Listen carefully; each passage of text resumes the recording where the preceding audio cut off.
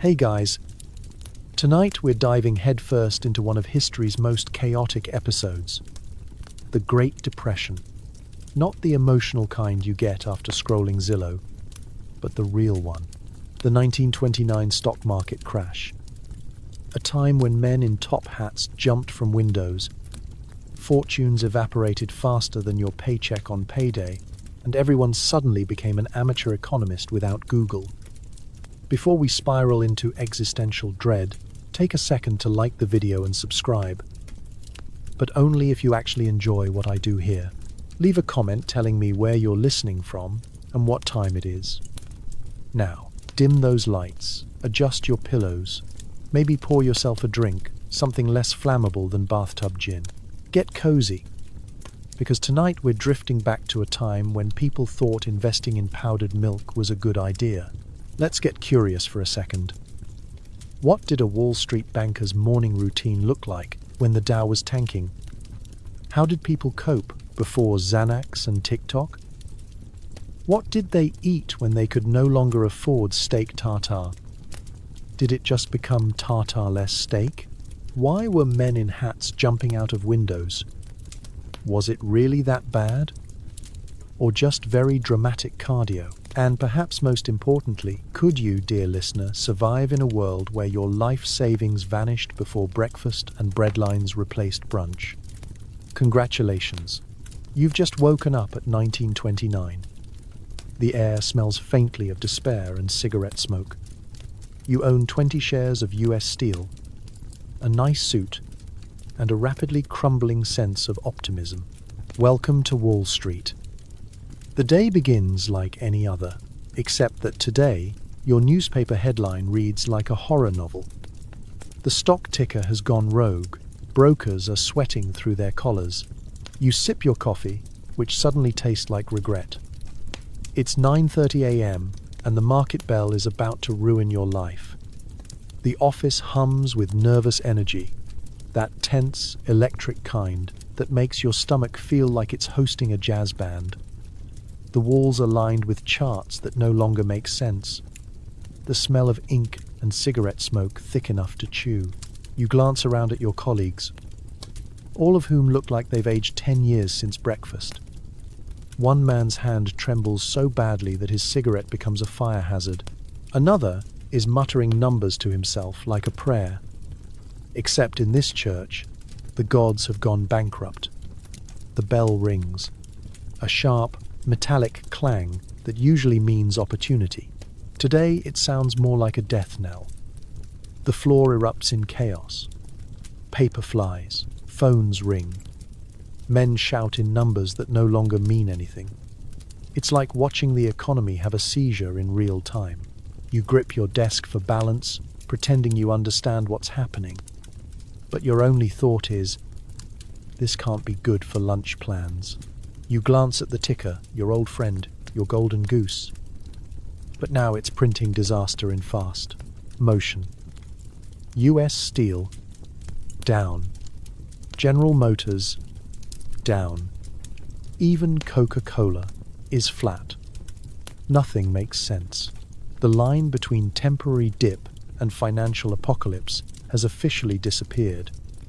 And you're right in the middle of it, holding a pencil that's shaking like a tuning fork. Your boss bursts out of his office, tie crooked, face glistening like an overcooked ham.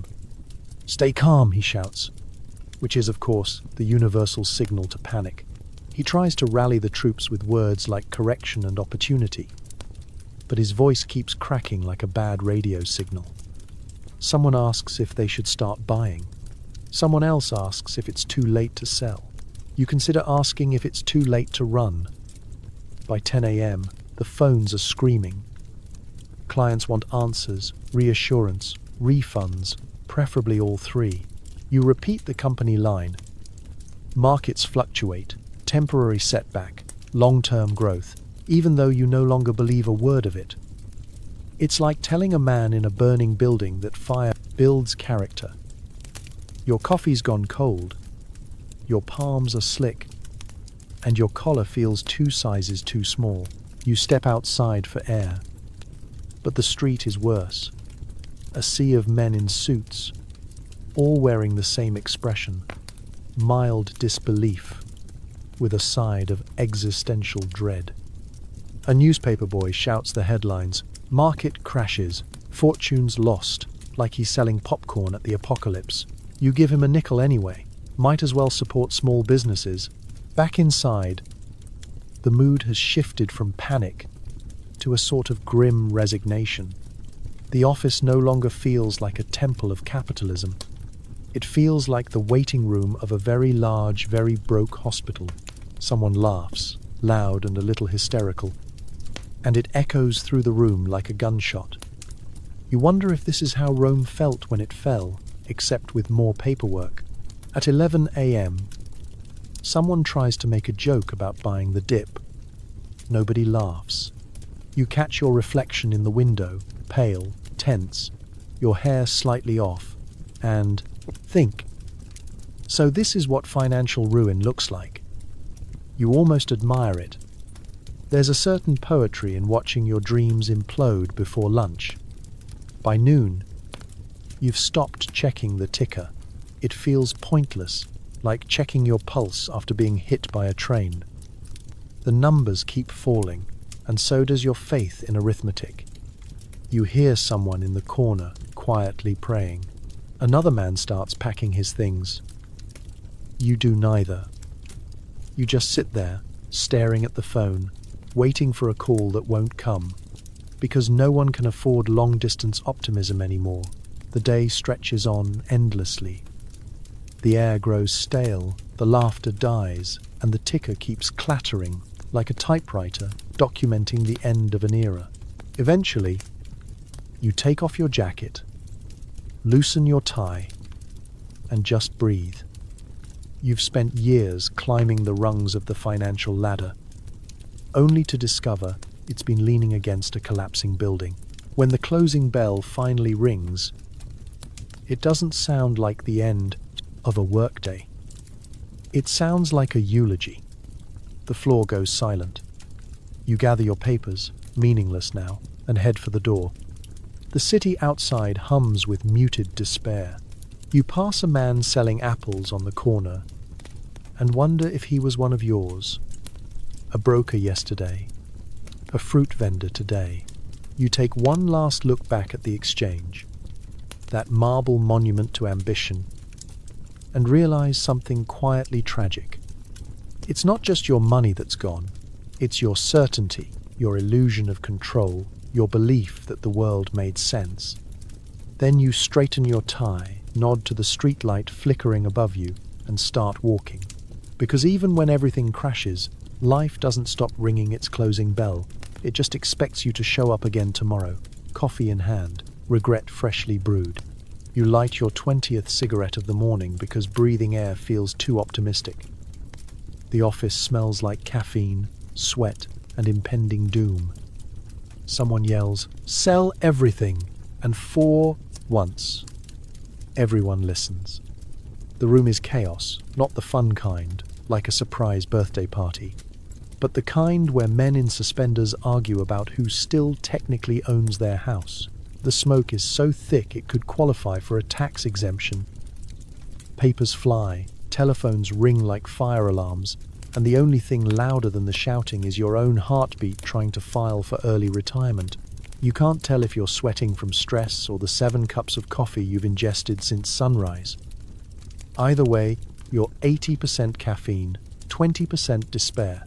You clutch your cup, lukewarm, bitter, and probably flammable, and stare into it like it's going to explain what went wrong. Just last week, you were a genius. The market was soaring.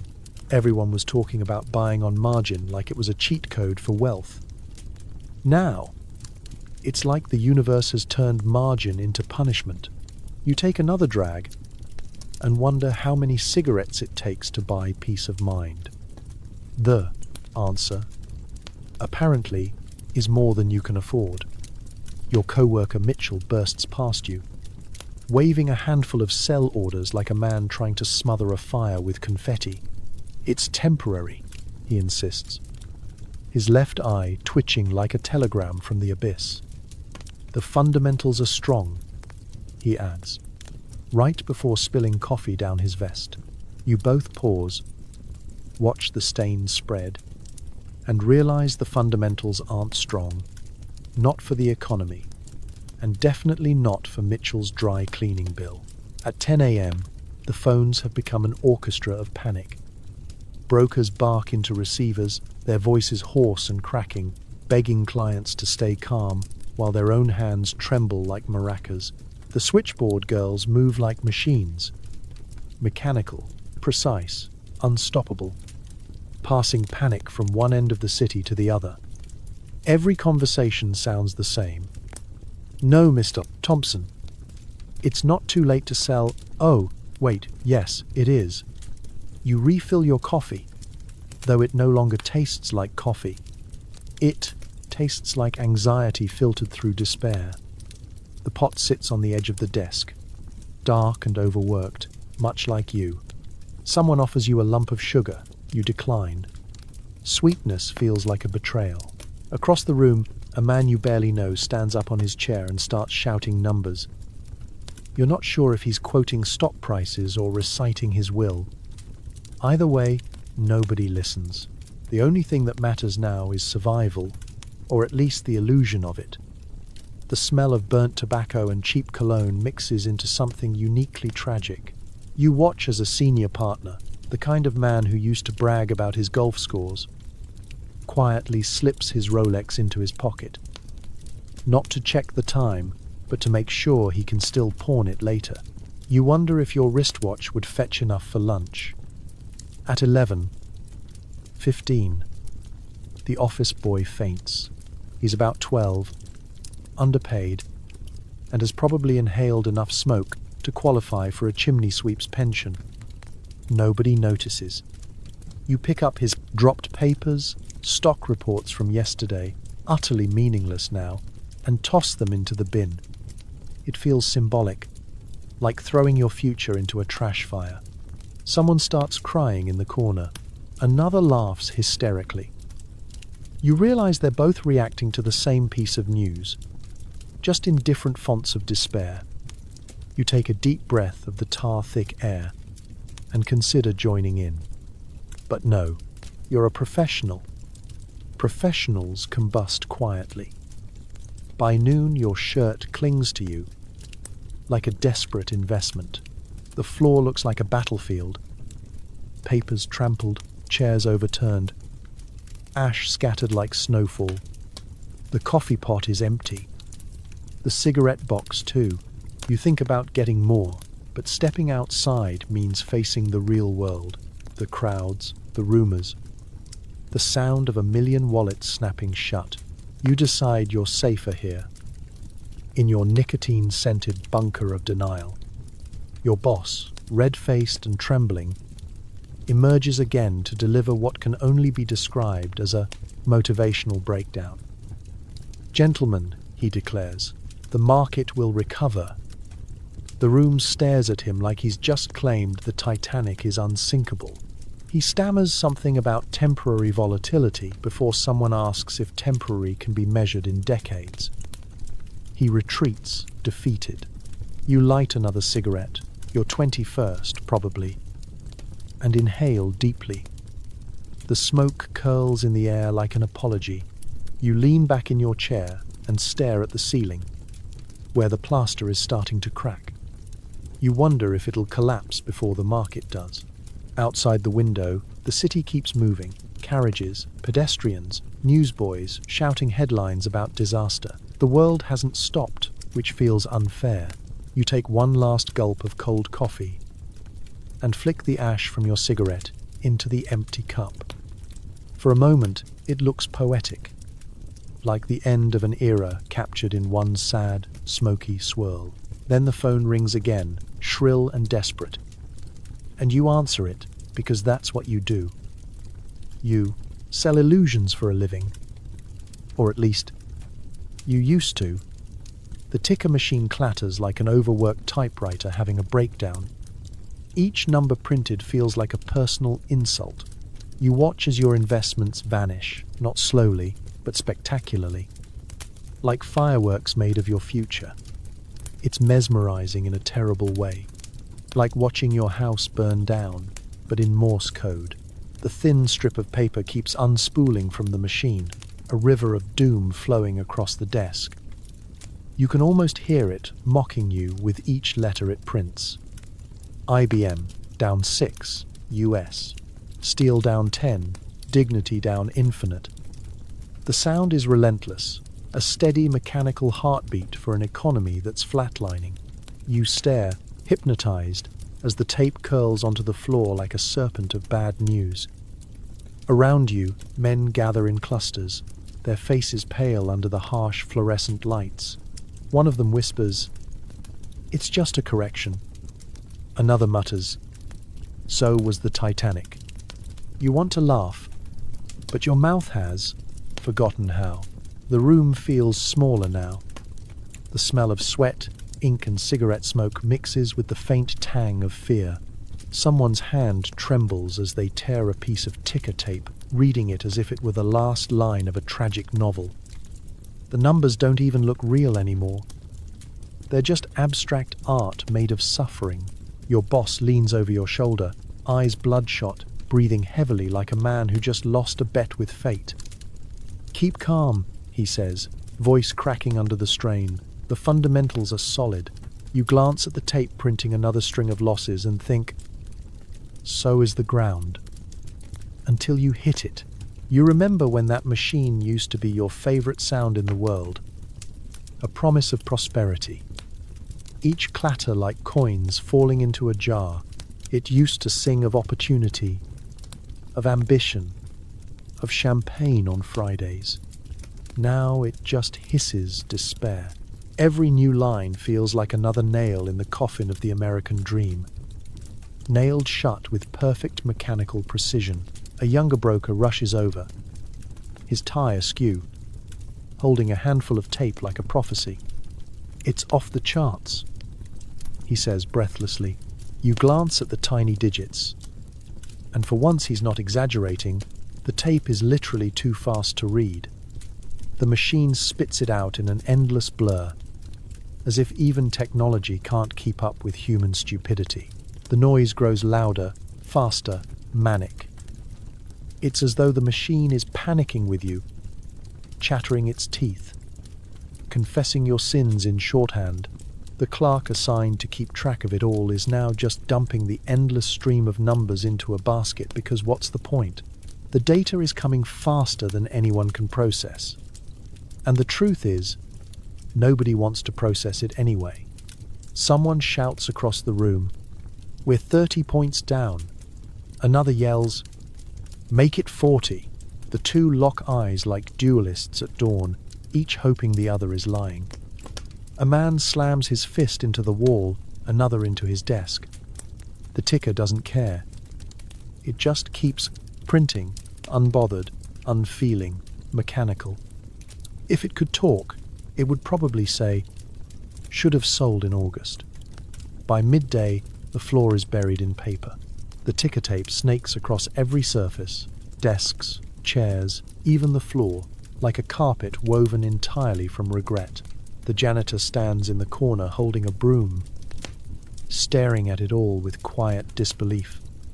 He's the only one in the room who's still technically solvent.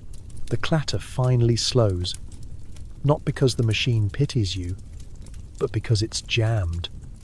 The room goes quiet, the silence heavier than the noise ever was. You realize you've been gripping your pencil so tightly it's snapped in half. You drop it, flex your fingers, and feel the dull ache of reality settling in.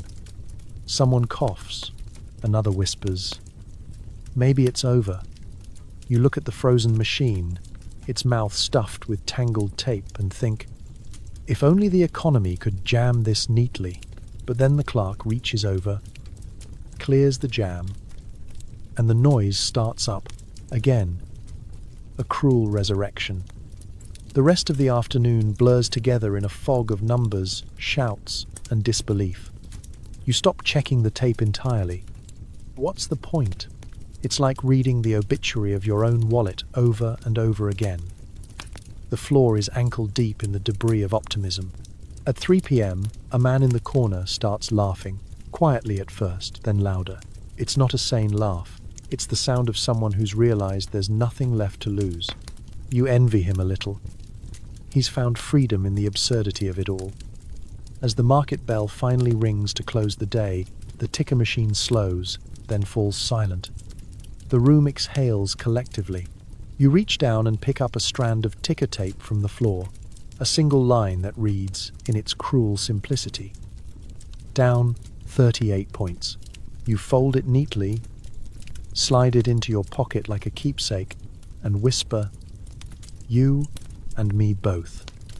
Because deep down, you know it's not just the market that crashed today, it's the illusion that anyone was ever really in control.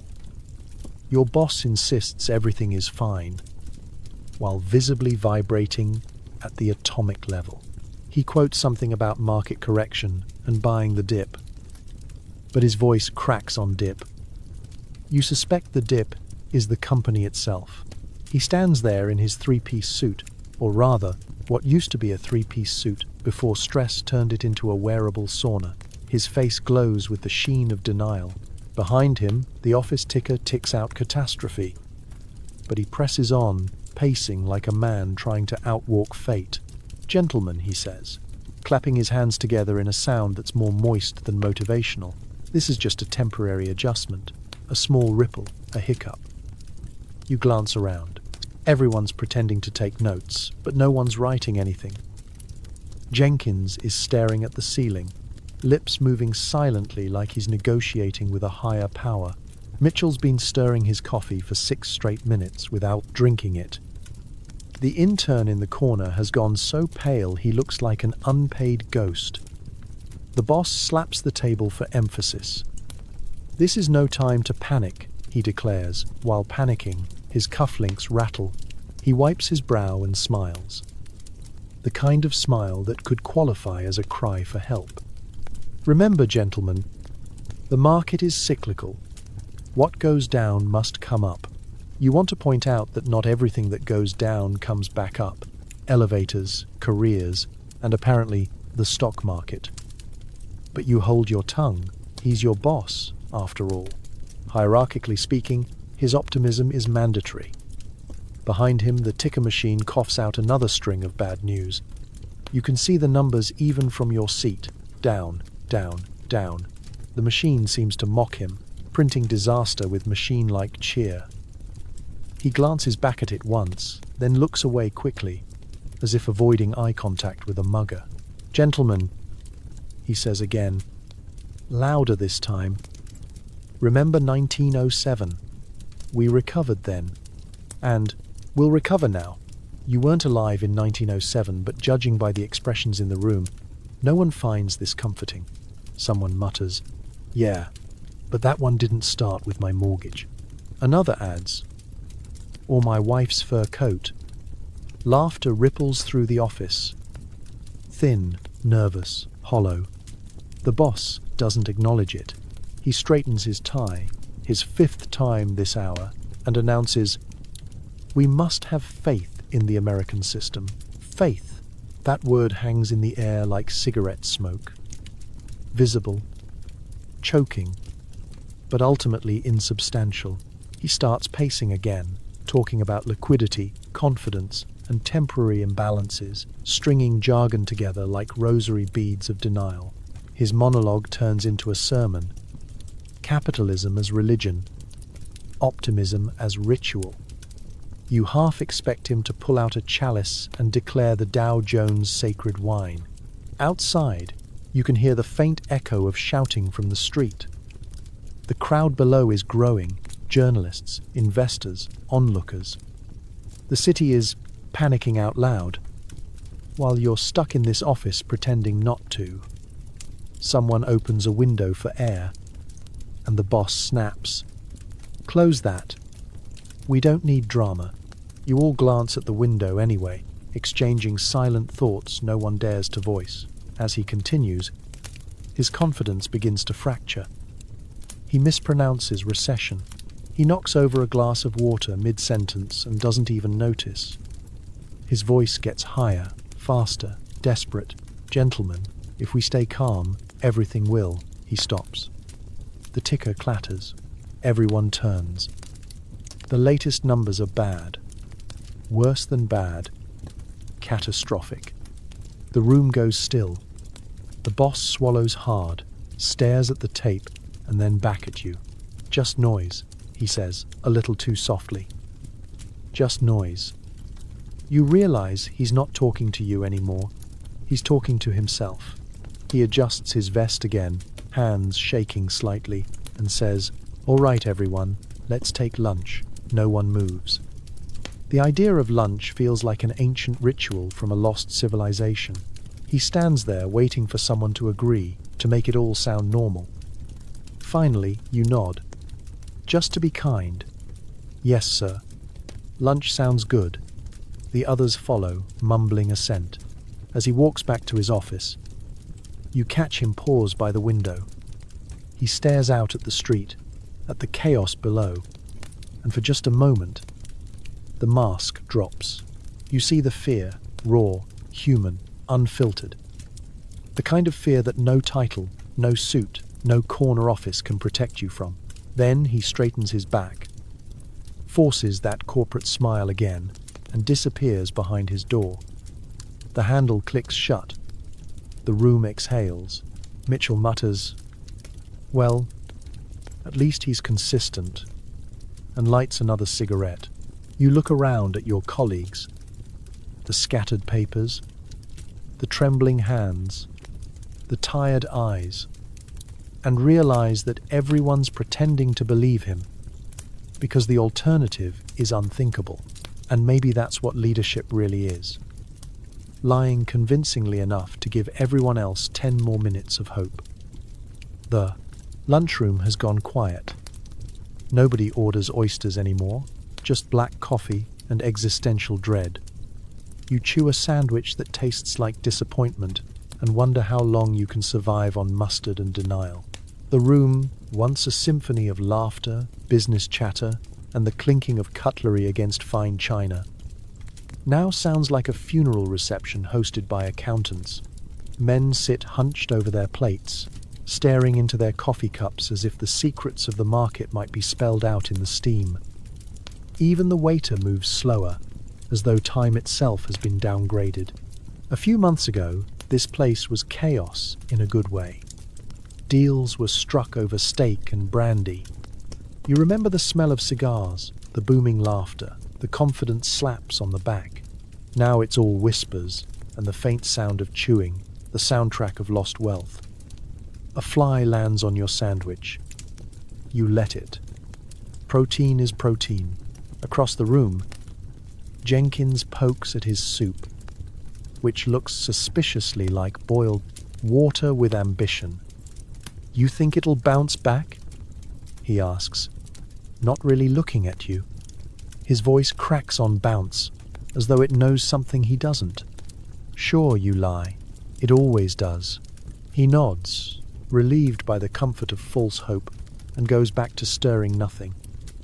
That's the thing about panic. It doesn't spread through shouting. It spreads through silence. And right now, the silence is contagious. A waiter passes by, offering the day's special, beefless stew. You decline, pretending you're not hungry. Hunger feels embarrassing in a place once defined by excess. You sip your coffee, black, bitter, and barely warm, and wonder if this is what the end of capitalism tastes like. At the next table, a group of brokers huddles together, their voices low. You catch fragments of conversation, margin calls, defaults, maybe Canada. One of them laughs, too loudly, too brightly. And the others join in because pretending is cheaper than therapy. Someone tries to lighten the mood with a joke. "At least we're still employed." The table erupts in the kind of laughter you only hear at funerals or very bad weddings. It dies down quickly, leaving behind a heavier silence than before. You glance at the clock. It's not even 1 yet. The day feels endless, like you're trapped in an elevator with anxiety. You unwrap another sandwich from your briefcase, stale bread and cheese that's starting to reconsider its identity. A few months ago, this would have been unacceptable. Now it's lunch. Possibly dinner. In the corner, the boss from upstairs, yes, that boss, eats alone. He cuts his meat into perfect squares, but he doesn't eat it. He just moves it around the plate like he's negotiating with it. Occasionally he glances at the door, maybe expecting someone to burst in with good news. Nobody does. A young messenger boy walks in, hat in hand, holding a slip of paper. The entire room turns to look at him, as if he's carrying the 10 Commandments. "It's from the exchange," he says softly. You can see his hand shaking. The manager takes it, reads, and folds it back up without a word. Whatever it says, it's not good. The boy leaves. The room doesn't move for a full minute. Finally, someone clears his throat, stands up, and says, "Well, I suppose that settles it." Nobody asks what it is. You already know. You push your plate away. Appetite feels like a luxury item now, the kind of thing you can't afford. You pull a cigarette from your pack, your third since the soup course that never arrived, and light it. The smoke curls upward, mingling with the stale air and whispered despair. For a brief moment, you imagine what it would be like to walk out of here and never come back. No more numbers, no more tape, no more pretending to understand what market correction really means. Just air, trees, sanity. Then you remember rent. As you stub out your cigarette, Jenkins leans over again. "Think I'll sell everything," he murmurs. You nod, though I know it's already too late. The selling's done. The crash is already written. The machine's just catching up. The waiter comes by with the bill, but nobody moves to pay. You all just stare at it. A small rectangle of paper, symbolizing everything wrong with the universe. Finally, someone mutters, "Put it on the firm." He nods, scribbles something, and walks away. You sit there in the lingering quiet, surrounded by the ghosts of wealth, and finish your cold coffee. It's bitter, acrid, honest. For the first time all day, something finally tastes exactly the way it should. Rumors start spreading faster than stock prices can fall. "Did you hear about Jenkins?" Someone whispers. The idea of jumping out the window becomes an inside joke, until you realize it isn't. Suddenly, everyone's looking at the windows a little too long. It starts innocently enough, like all bad ideas do. Someone makes a nervous quip about taking the fast way down, and half the office chuckles because laughter is easier than screaming. But then someone else doesn't laugh. They just stare, quiet, thoughtful, like they're running the math on terminal velocity. And that's when you realize the joke has started evolving into a business plan. The building itself doesn't help. It's tall, all marble and ambition, with windows that were once symbols of success, floor-to-ceiling glass designed to show off the sky and skyline. Now they just frame despair. You swear you can feel the draft calling to you, whispering, "What if you just didn't have to explain your portfolio tomorrow?" You catch Jenkins by the window one morning, cigarette dangling from his lips, staring out at the street below. He's calm. Too calm. You ask if he's all right. He smiles, that soft, unnerving smile people wear when they've made a decision. "Just getting some air," he says. You nod, pretending not to notice that the window's already half open. By noon, the rumor mill is in overdrive. Someone swears they saw Jenkins' hat floating down Wall Street.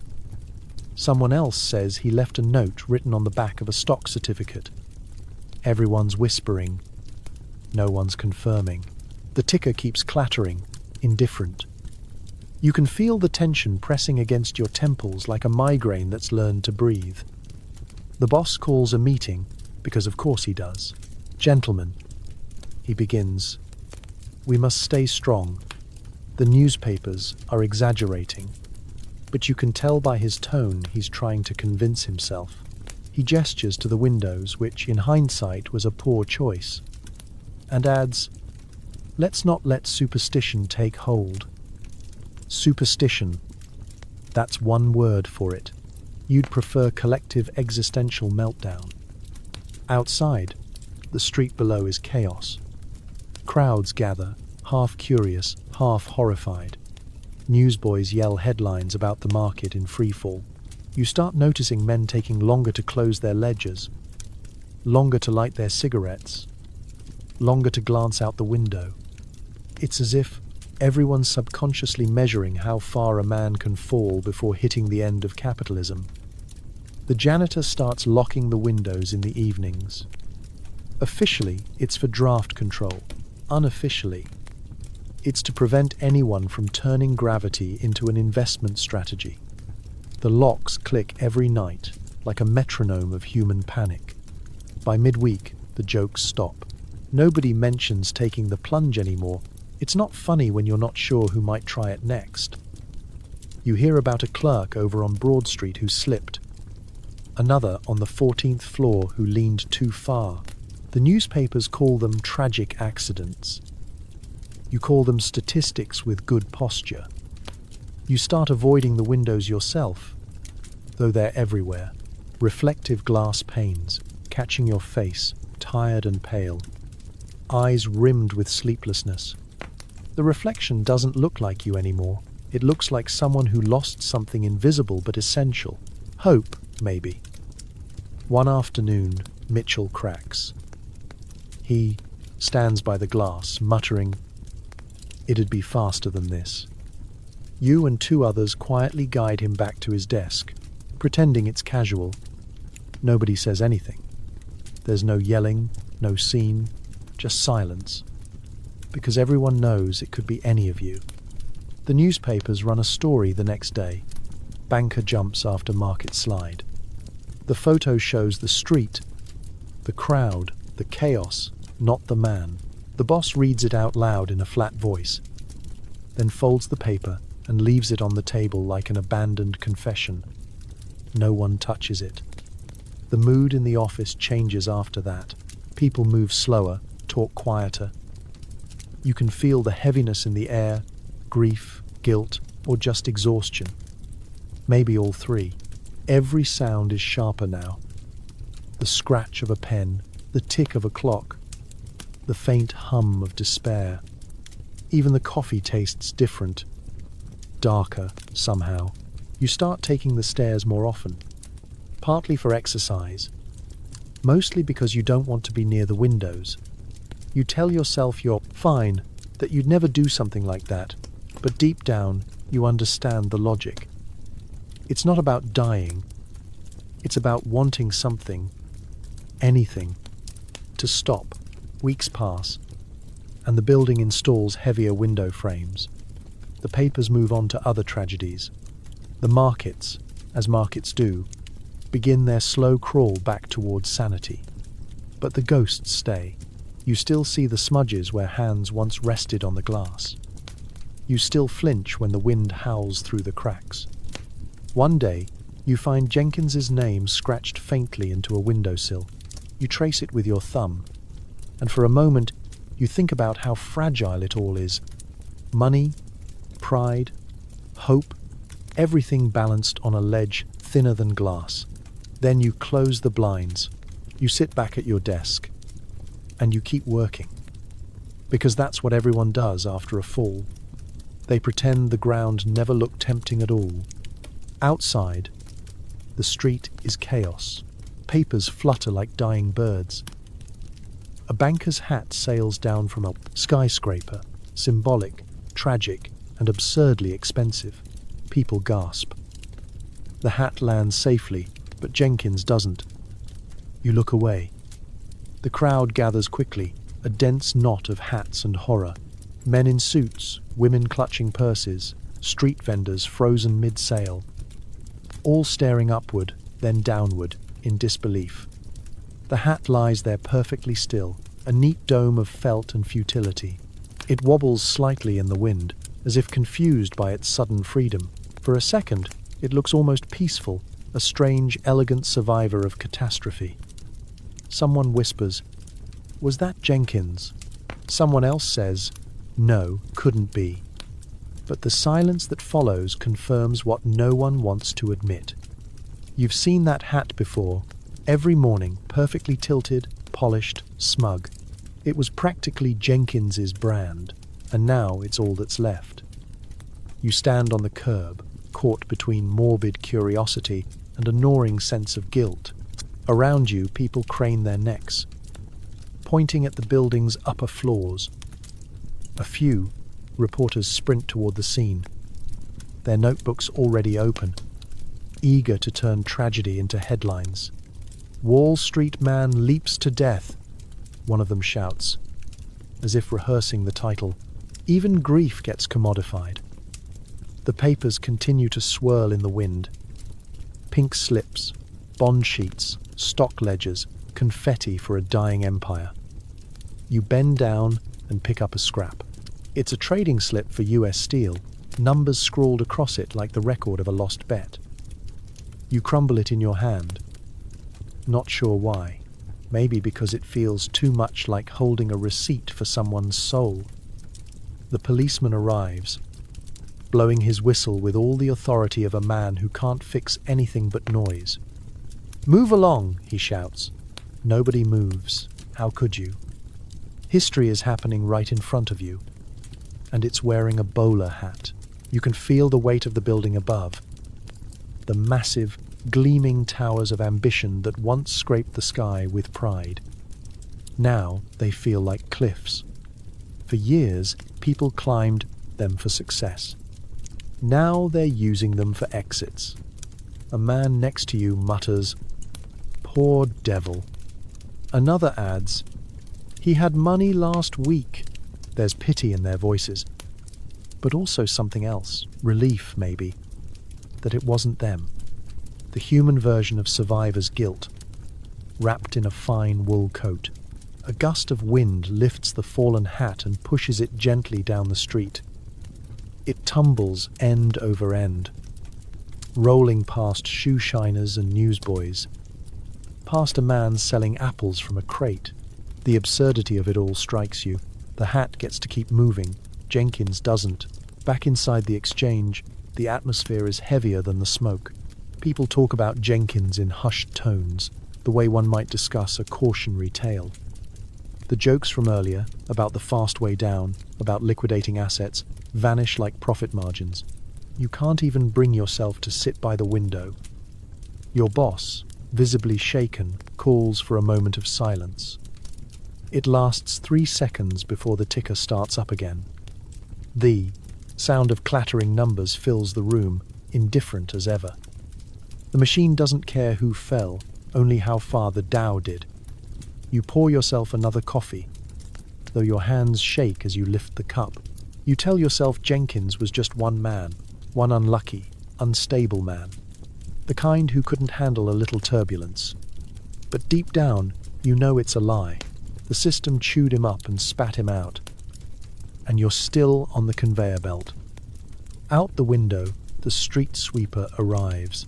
He pauses briefly at the scene, tipping his cap, then sweeps up the papers and dust. The hat's gone now, carried away by the wind or by some souvenir hunter with a morbid sense of irony. Life, it seems, has already moved on. By evening, the newsboys are shouting the story, "Banker's death shocks Wall Street." People buy the papers, shake their heads, and keep walking. Tomorrow there will be another headline, another name, another fall. You leave the office late, long after sunset. The city glows faintly in the fog, electric lights flickering like nervous thoughts. You pass the spot where the hat landed. It's clean now, scrubbed of evidence. Only a faint dark scuff remains on the pavement, like a signature written in shadow. You stop, adjust your own hat, and stare at the sky. It's vast and indifferent, The same sky Jenkins must have looked at seconds before he jumped. Maybe he saw the same thing you see now. Endless grey, endless height, endless pressure. You pull your hat down tighter and keep walking. The wind picks up again, whispering through the alleyways, lifting loose papers and dust. For a moment, one sheet rises high above the street, spinning weightlessly in the air. And just for a second, you could swear it looks like that hat again, floating, free, perfectly untethered from the ruin below. Back inside, the partners gather. Everyone speaks in hushed tones, as if volume could summon hope. Someone mentions liquidity issues, and another mutters, "So do my tears." You take notes on a pad that will never be invoiced. The meeting room smells like old cigars and fresh despair. Heavy velvet curtains block out the daylight, as though the sun itself might make things worse. Around the long mahogany table sit the remnants of empire. Once powerful men, now reduced to fidgeting with their cufflinks. They used to walk in here like kings. Today, they look like survivors of a shipwreck, arguing over who gets the last biscuit. At the head of the table sits Mr. Pembroke, the senior partner, or, as you've quietly started calling him, the captain of the Titanic, sans violin. His face is pale, his tie slightly askew, and his voice trembles with forced authority. "Gentlemen," he begins, "let's remain calm. We've weathered storms before." You glance around the table. Nobody looks convinced. Jenkins's chair is empty, and everyone is very pointedly pretending not to notice. A half-finished cup of coffee still sits in front of it, cold, like the hope in dart. Is leavened on ard to the room. Pembroke clears his throat and taps the ledger in front of him. "We need solutions, not panic." His assistant flips open a folder labeled Emergency Strategy, though it's mostly blank pages. That feels about right. Someone from accounting coughs delicately. "If we liquidate non-essentials, we could cover payroll for another 2 weeks." "Non-essentials?" Another partner snaps. "What's non-essential?" "The rent, the phones, the staff, the coffee," someone mutters under their breath.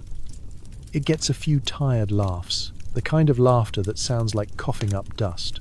You're still dutifully taking notes, though you suspect none of this will matter. It's like documenting the minutes of a slow-motion explosion.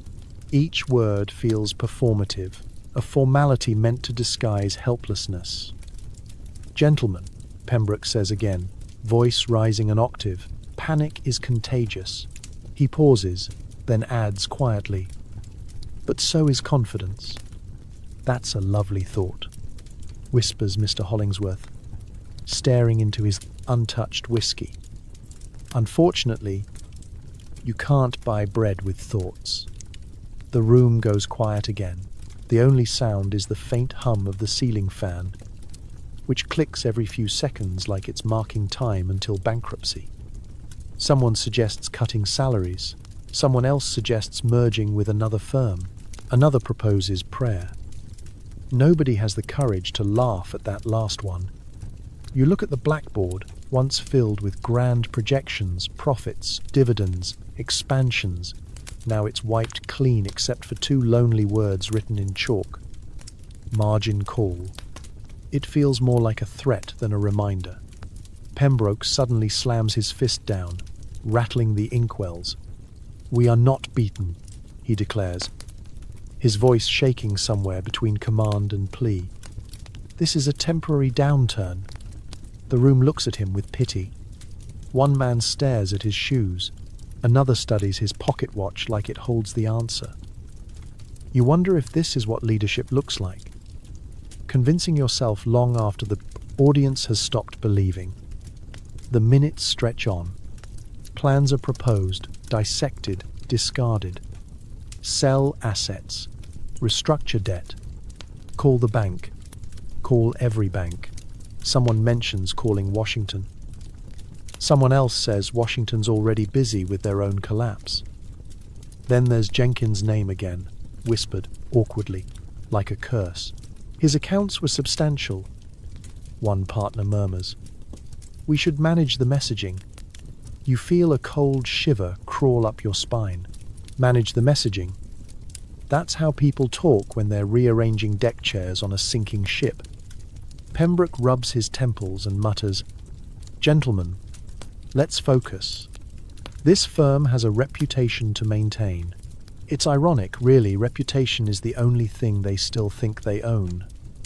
You scribble that line in the margin of your notebook. It feels poetic. Maybe someday you'll read it to an empty room and call it wisdom. As the meeting drags toward evening, the light outside fades to gold, then grey. The office boy brings in another pot of coffee, the fifth one today, and nobody touches it. The smell alone makes your stomach churn. Finally, Pembroke sighs. Gentlemen, we'll reconvene tomorrow. Bring solutions. And faith. We'll need both. The men rise slowly, scraping chairs across the floor. They leave in silence, shuffling out like mourners at their own funeral.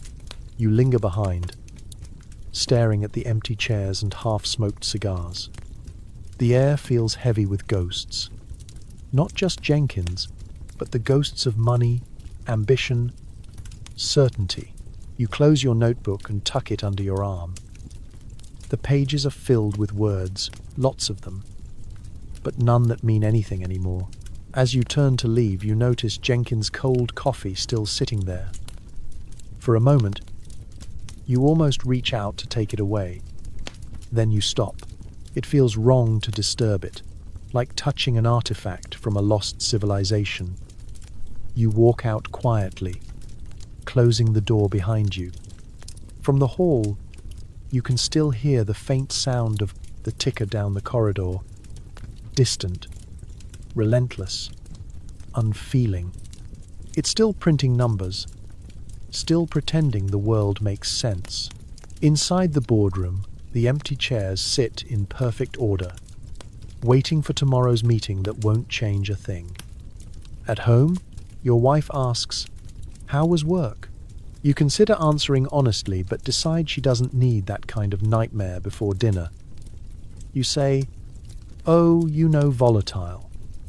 She serves soup. You wish it were whiskey. The dining room feels smaller tonight. Not physically, but emotionally. The kind of smallness that comes from shrinking hopes and unpaid bills. The wallpaper seems louder than usual, its floral pattern mocking you with relentless cheer. The clock ticks too loudly. The silverware clinks like nervous applause. Your wife, Margaret, moves gracefully between kitchen and table, wearing that calm, unshakable expression women have perfected after realizing men are one bad day away from ruin. She's dressed nicely, as if to convince herself that everything's still fine. You notice she's serving the good china again, a ritual of denial. When the world's falling apart, you at least want it to fall apart elegantly. She sits down across from you, folds her napkin, and gives that polite, expectant smile. "So," she says, "what's all this I'm hearing about Wall Street?" You freeze mid-spoonful. The soup is thin, more hot water than sustenance, but it suddenly feels like a trap. You try to keep your tone casual. "Oh, you know how the papers exaggerate. A few investors got skittish, that's all." She raises an eyebrow. "Skittish?" Harold from the bank said people are jumping out of windows. You cough into your napkin, mostly to buy time. "Well, you say carefully, the windows are quite high, Margaret.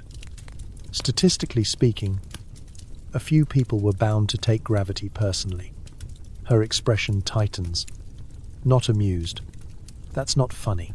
"No," you sigh. "It isn't." Silence falls. The kind that stretches.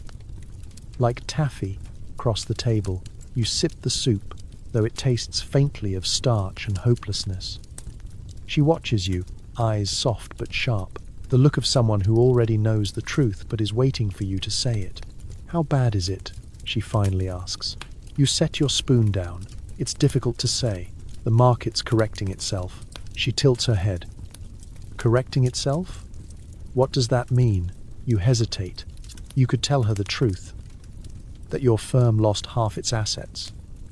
That clients are in a blind panic. That Jenkins took a one-way flight out a window. But what good would that do? So you take another route. "It means things are unpredictable." She sighs, dabbing her lips with a napkin. "You've said that every night this week." You try to smile, but it's tired, hollow. Consistency is important in uncertain times. She doesn't smile back. Instead, she reaches for the breadbasket, only one roll left, and splits it in half. "We might have to cut back," she says softly. The grocer raised prices again. You nod, staring at your soup. "Of course." The dog, sensing tension, slinks under the table. You envy him. No stocks, no worries, no idea what a recession is. Margaret breaks the silence again. "I could sell the piano," she says. You look up sharply. "Don't you dare. It's just sitting there." "It's not just sitting there," you reply. "It's art. It's dignity." She meets your gaze.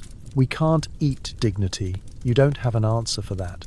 You both sit quietly for a moment, the only sound the ticking of that infernal clock and the occasional soft drip of soup back into your bowl.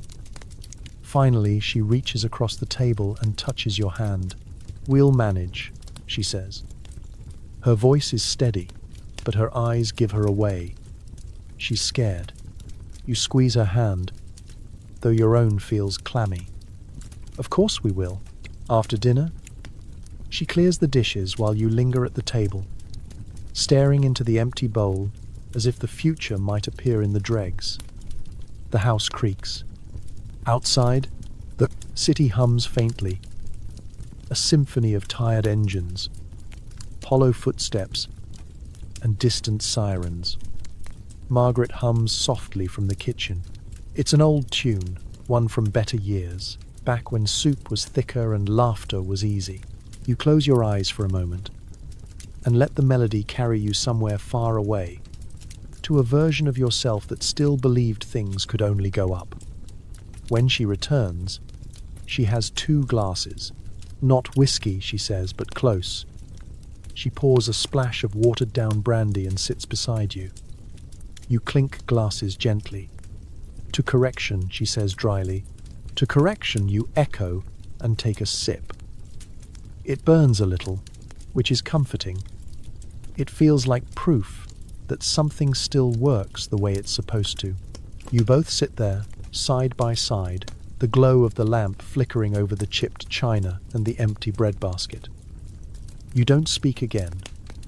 There's nothing left to say, just 2 people pretending, not out of ignorance, but out of love. And when she finally turns off light, and you're left in the quiet dark, you realize the world may have collapsed outside, but for now, in this small, fragile home, you're still standing. And somehow, that has to count as survival. Your neighbors, once proud stockholders, now gather at the bar like refugees of bad math. They talk about how they saw it coming while borrowing cigarette money. It's like a group therapy session run entirely by denial. The bar itself is dim, one of those respectable establishments that used to cater to gentlemen of finance. Now it's a shelter for men whose fortunes have recently evaporated into thin, alcohol-scented air. The chandelier flickers weakly, as if even the electricity can't afford to stay consistent. Behind the counter, the bartender polishes glasses without enthusiasm. Because what's the point of a spotless glass when it's only filled with despair? You sit among familiar faces. Men who used to swagger into offices with gold-tipped pens and the kind of confidence that could cause structural damage. Now they sit hunched, ties loosened, collars wrinkled, counting change instead of dividends. Mitchell is there, naturally, holding court at the corner booth. "I sold before it all went south," he declares to anyone within earshot, swirling his watery whiskey like it's proof of divine foresight. Saw it coming a mile away. You'd believe him if he weren't currently trying to borrow 20 cents for the next round. Next to him sits Howard, who lost 3 houses and still insists they're temporarily misplaced assets. Every sentence he speaks begins with "in my day," even though his day was literally last Thursday. The others nod along, not out of agreement, but because it's easier than arguing with a man whose monocle budget once exceeded your rent. You order something cheap, the house gin, which tastes suspiciously like floor cleaner but gets the job done. The bartender gives you a sympathetic half-smile. He's seen enough of your kind lately to know the pattern. Walk in with a Rolex. Leave with a tab. A phonograph crackles faintly in the corner, playing a jazzy tune that used to mean success. Now it sounds like irony set to music. The men talk louder to drown it out. You hear snippets of their conversations. All the stages of grief wrapped in economic jargon. Temporary downturn. The government will step in. Gold, gentlemen, always trust gold. Each theory is more desperate than the last.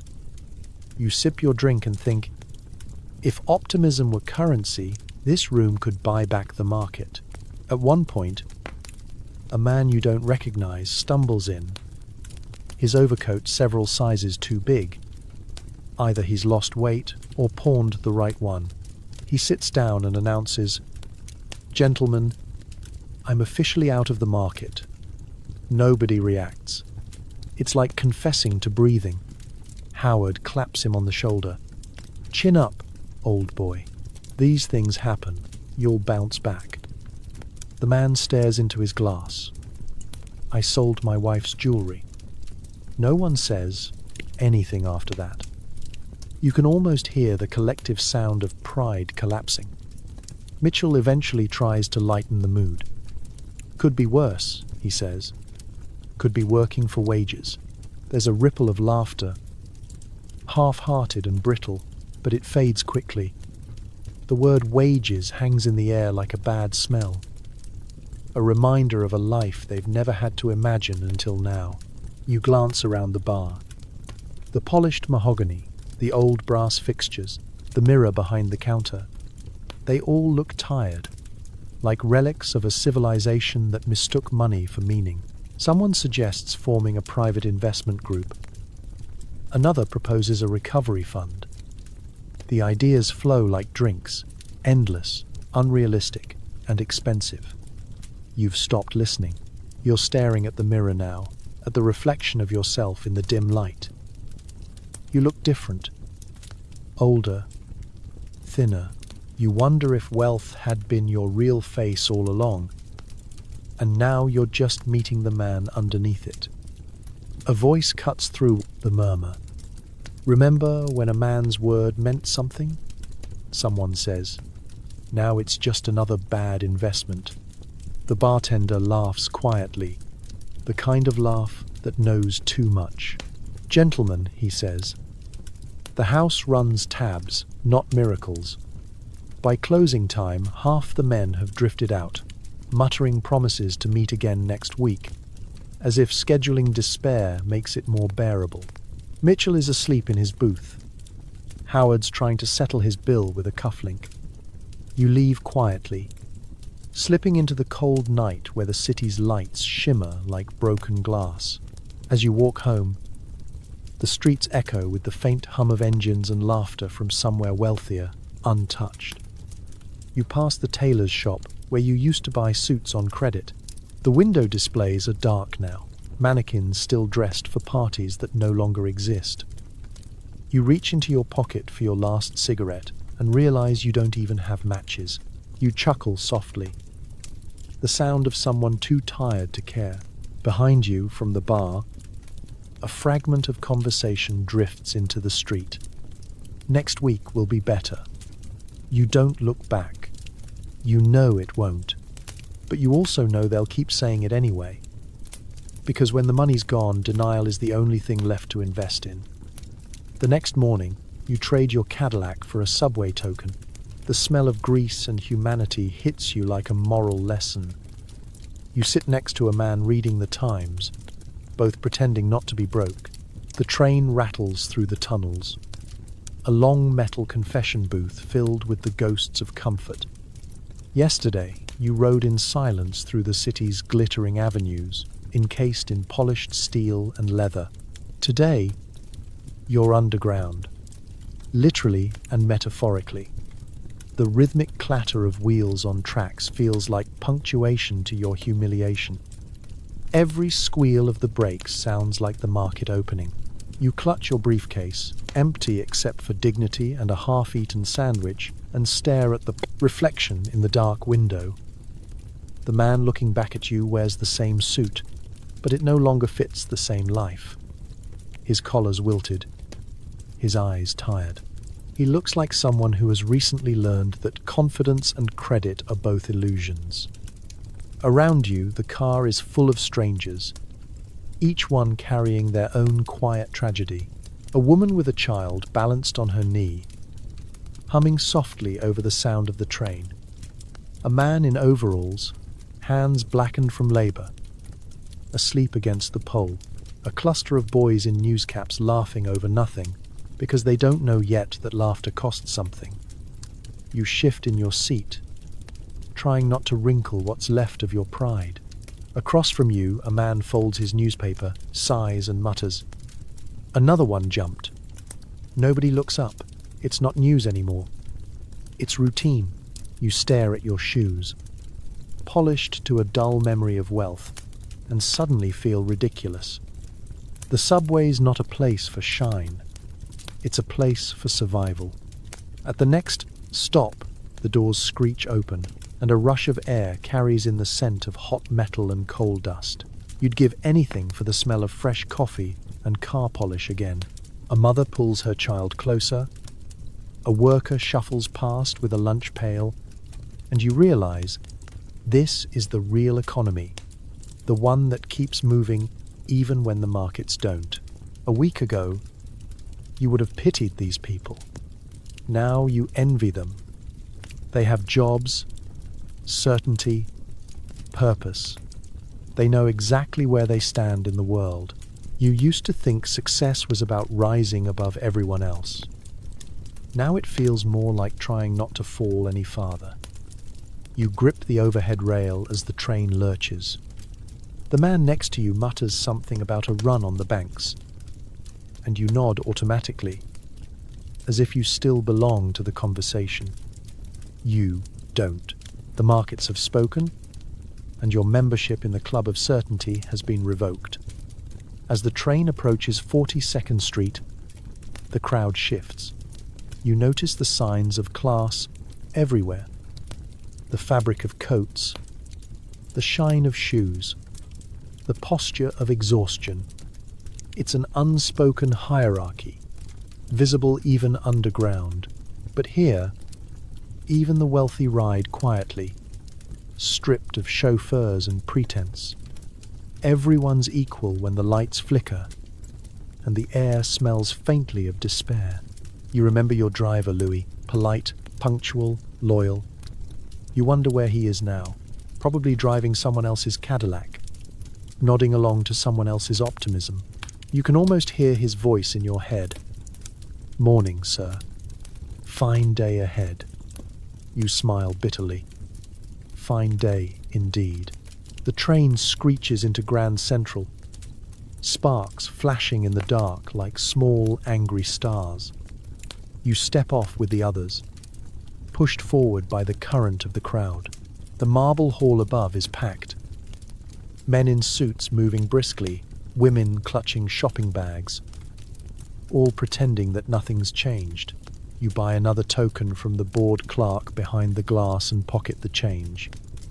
The coin feels heavy. You think about how absurd it is that the value of your entire world, your career, your reputation, your security, now fits into the palm of your hand in the form of subway fare. Outside, the city hums. Cabs roll past. Chauffeurs tip their caps to men who still have reason to smile. You keep walking, the rhythm of the street blending with the echo of the train. For the first time, you're not part of the machine. You're just another gear that's fallen loose. At a corner stand, you buy a newspaper for a nickel and scan the headlines. Stocks plummet again. Breadlines grow. Beneath it, an ad for luxury automobiles. You laugh, quietly, bitterly, and fold the paper under your arm. The wind whips down Madison Avenue, biting through your overcoat. You pull your collar up, realizing the city hasn't changed at all. The only thing that's different is your vantage point. From the back seat of a Cadillac to the hard edge of a subway bench.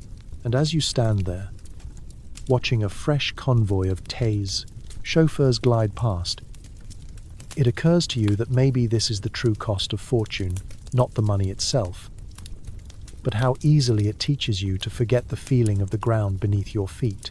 Your cufflinks, your watch, your dignity, all lined up on the pawnshop counter. The clerk gives you a look that says, "I've seen 1,000 of you today." You walk out with $10 and a lifetime of regret. The bell over the door jingles weakly as you step inside. The kind of sound that once meant commerce and now means surrender. The air smells of dust and desperation, a strange blend of metal polish and stale hope. The walls are lined with the ghosts of better days. Guitars that never sang. Cameras that never captured joy. Rings that once promised forever. Now they all wait silently for redemption that will never come. The clerk doesn't even look up when you enter. He's a man of few words and fewer illusions, wearing a green visor and an expression that could deflate ambition. He doesn't need to ask what you're here for. He can tell by your shoes, too nice for your mood, too polished for your wallet. You place your items on the counter carefully, as if handling relics of a lost civilization. The cufflinks catch the light. Little gold squares, initials engraved. A wedding gift. You hesitate, just for a second, then slide them forward. The watch follows, ticking faintly, as if protesting its demotion from heirloom to inventory. The clerk finally glances up. "Sentimental value?" he asks in a tone that suggests he already knows the answer. "Used to be," you say. He scribbles something on a pad, then opens the drawer with a sound like judgment. $10, he says flatly. You stare at him.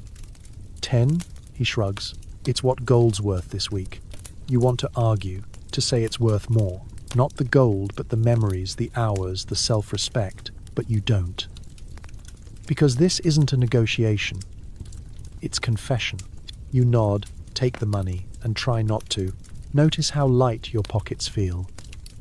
Outside, the afternoon light feels harsher than it did before. You fold the bills once, twice, as though compacting your pride into something portable. The $10 sits awkwardly in your hand, warm from your palm, cold in meaning. Across the street, another pawnshop beckons, its window full of forgotten treasures. Silver flasks, wedding rings, fountain pens. There's a sick comfort in knowing you're not alone. The city is full of men just like you, trading memories for meals, futures for fractions. It's an economy built on surrender. You walk down the street slowly, passing others on the same errand.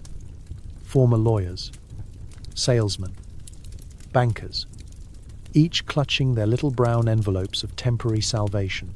You exchange glances, silent nods of recognition. It's the closest thing you have to fellowship now, the brotherhood of the broke. You duck into a diner and order coffee, paying with one of the crumpled bills. The waitress doesn't look at you any differently. She's probably seen hundreds of men come through like this, all trying to look normal. You sip the bitter coffee and stare out the window.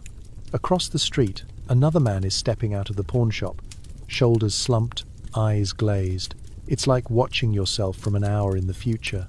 A young boy at the counter is staring at you, maybe 12, wearing patched clothes and wide eyes.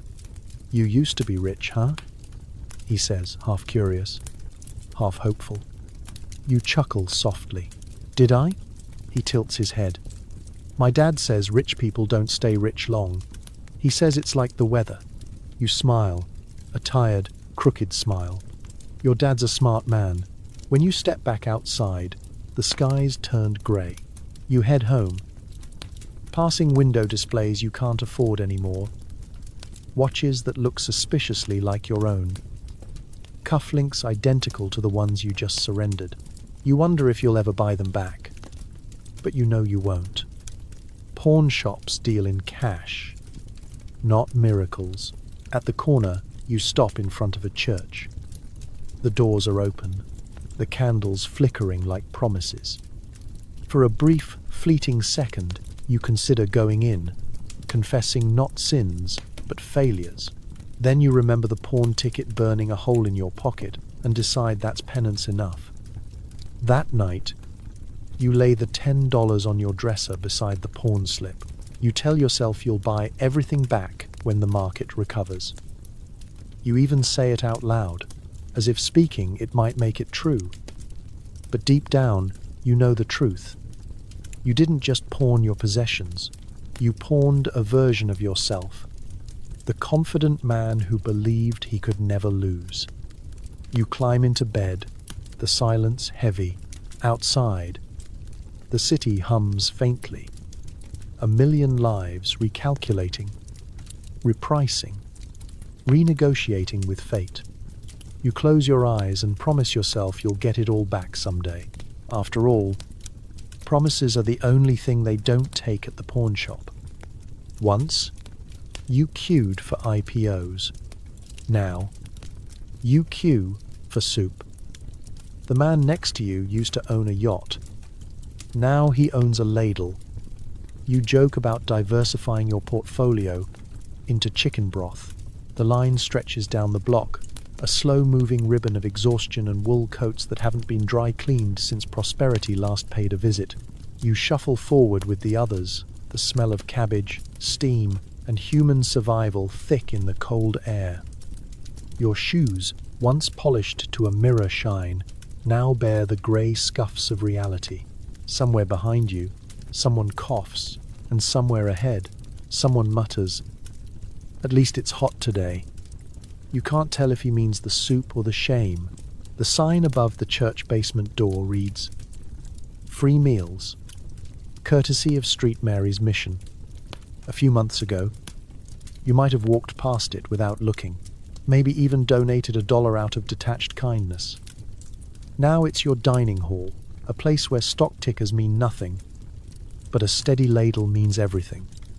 You keep your hands in your pockets, clutching your last cigarette like a lucky coin.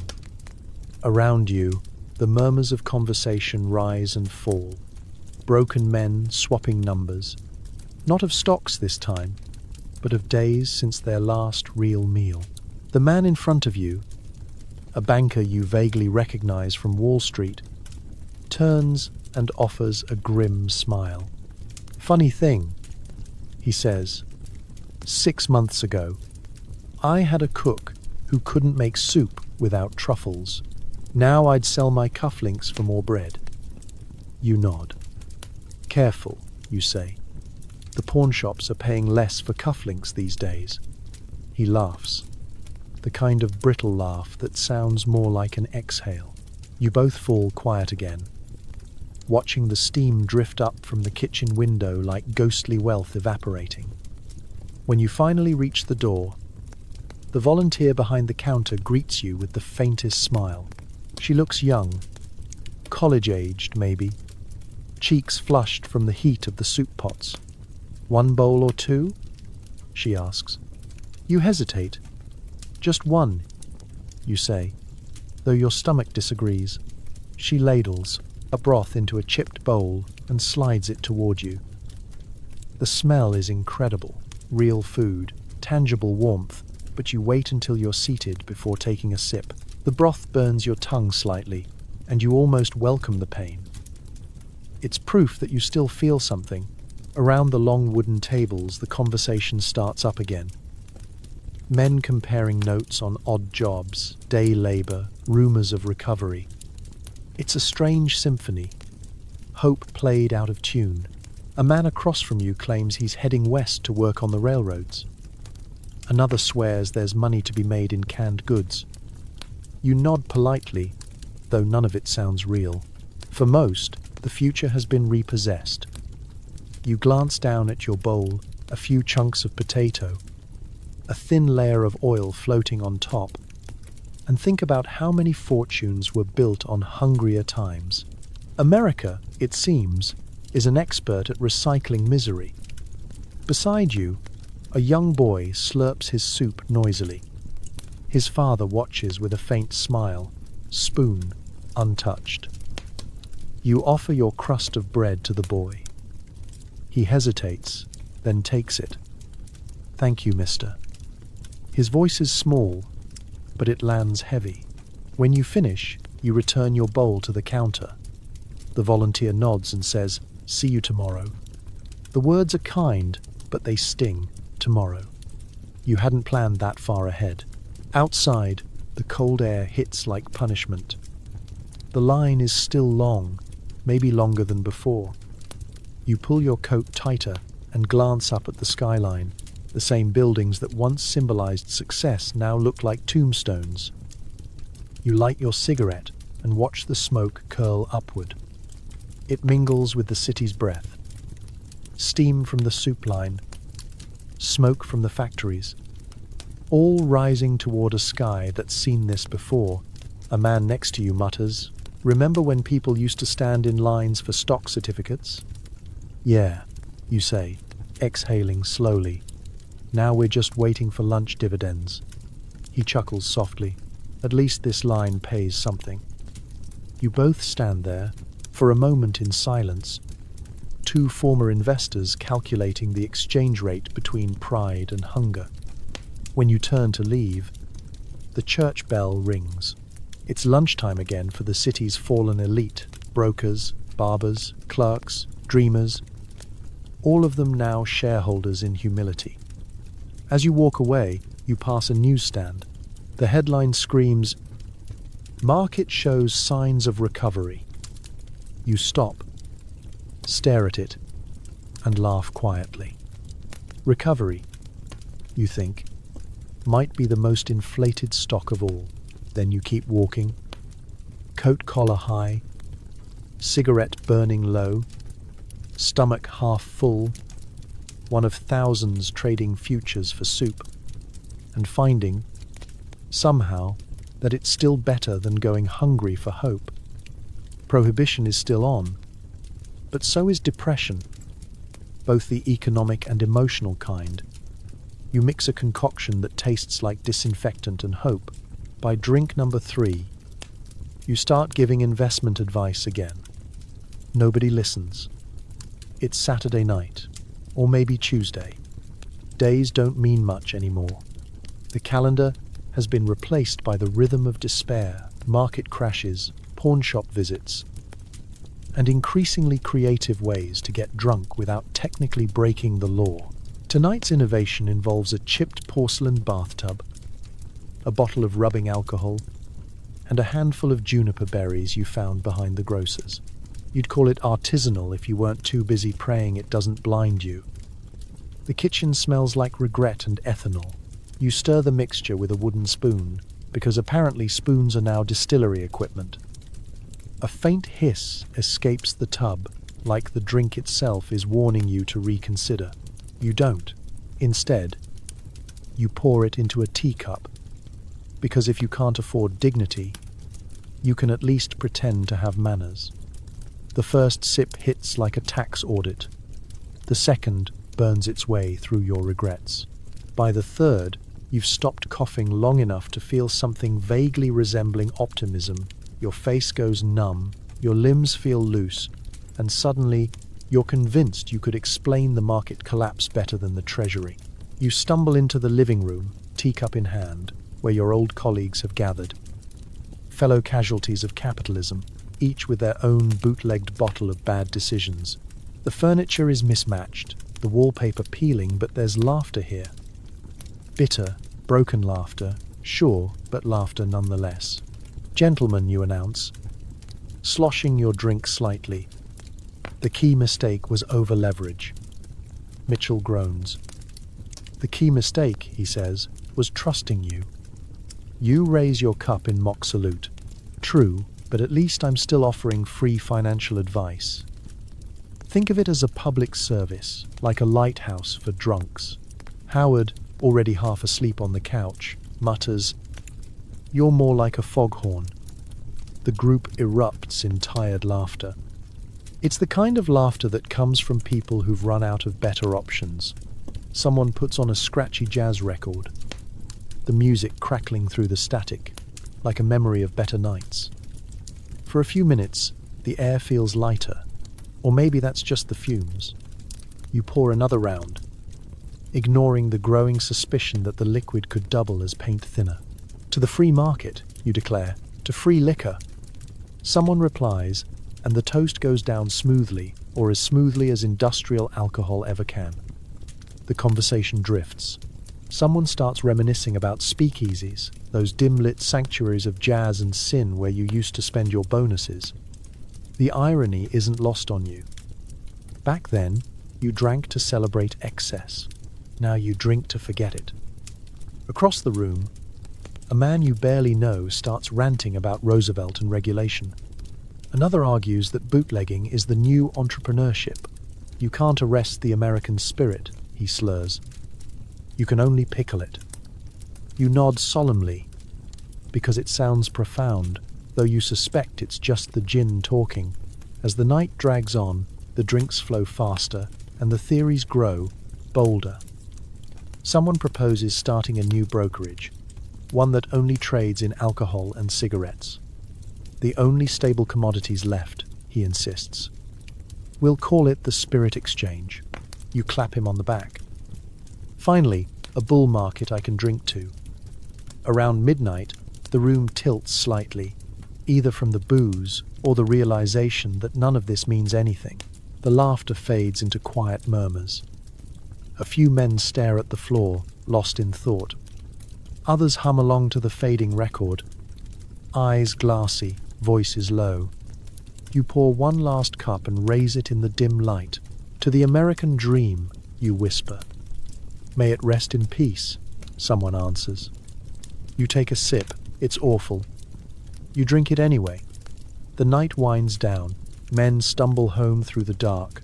Ties loosened, hats tilted, promises slurred. You stay behind, sitting on the edge of the bathtub like it's a confessional. The liquid inside still bubbles faintly, smelling of chemicals and desperation.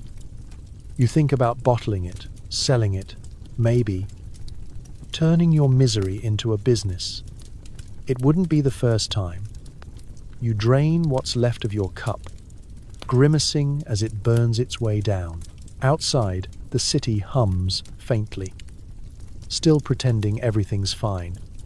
Somewhere in the distance, a police whistle cuts through the night, another bootlegger caught, another dream diluted. You glance at the empty bottles scattered across the floor and realize you've achieved the perfect metaphor for the decade.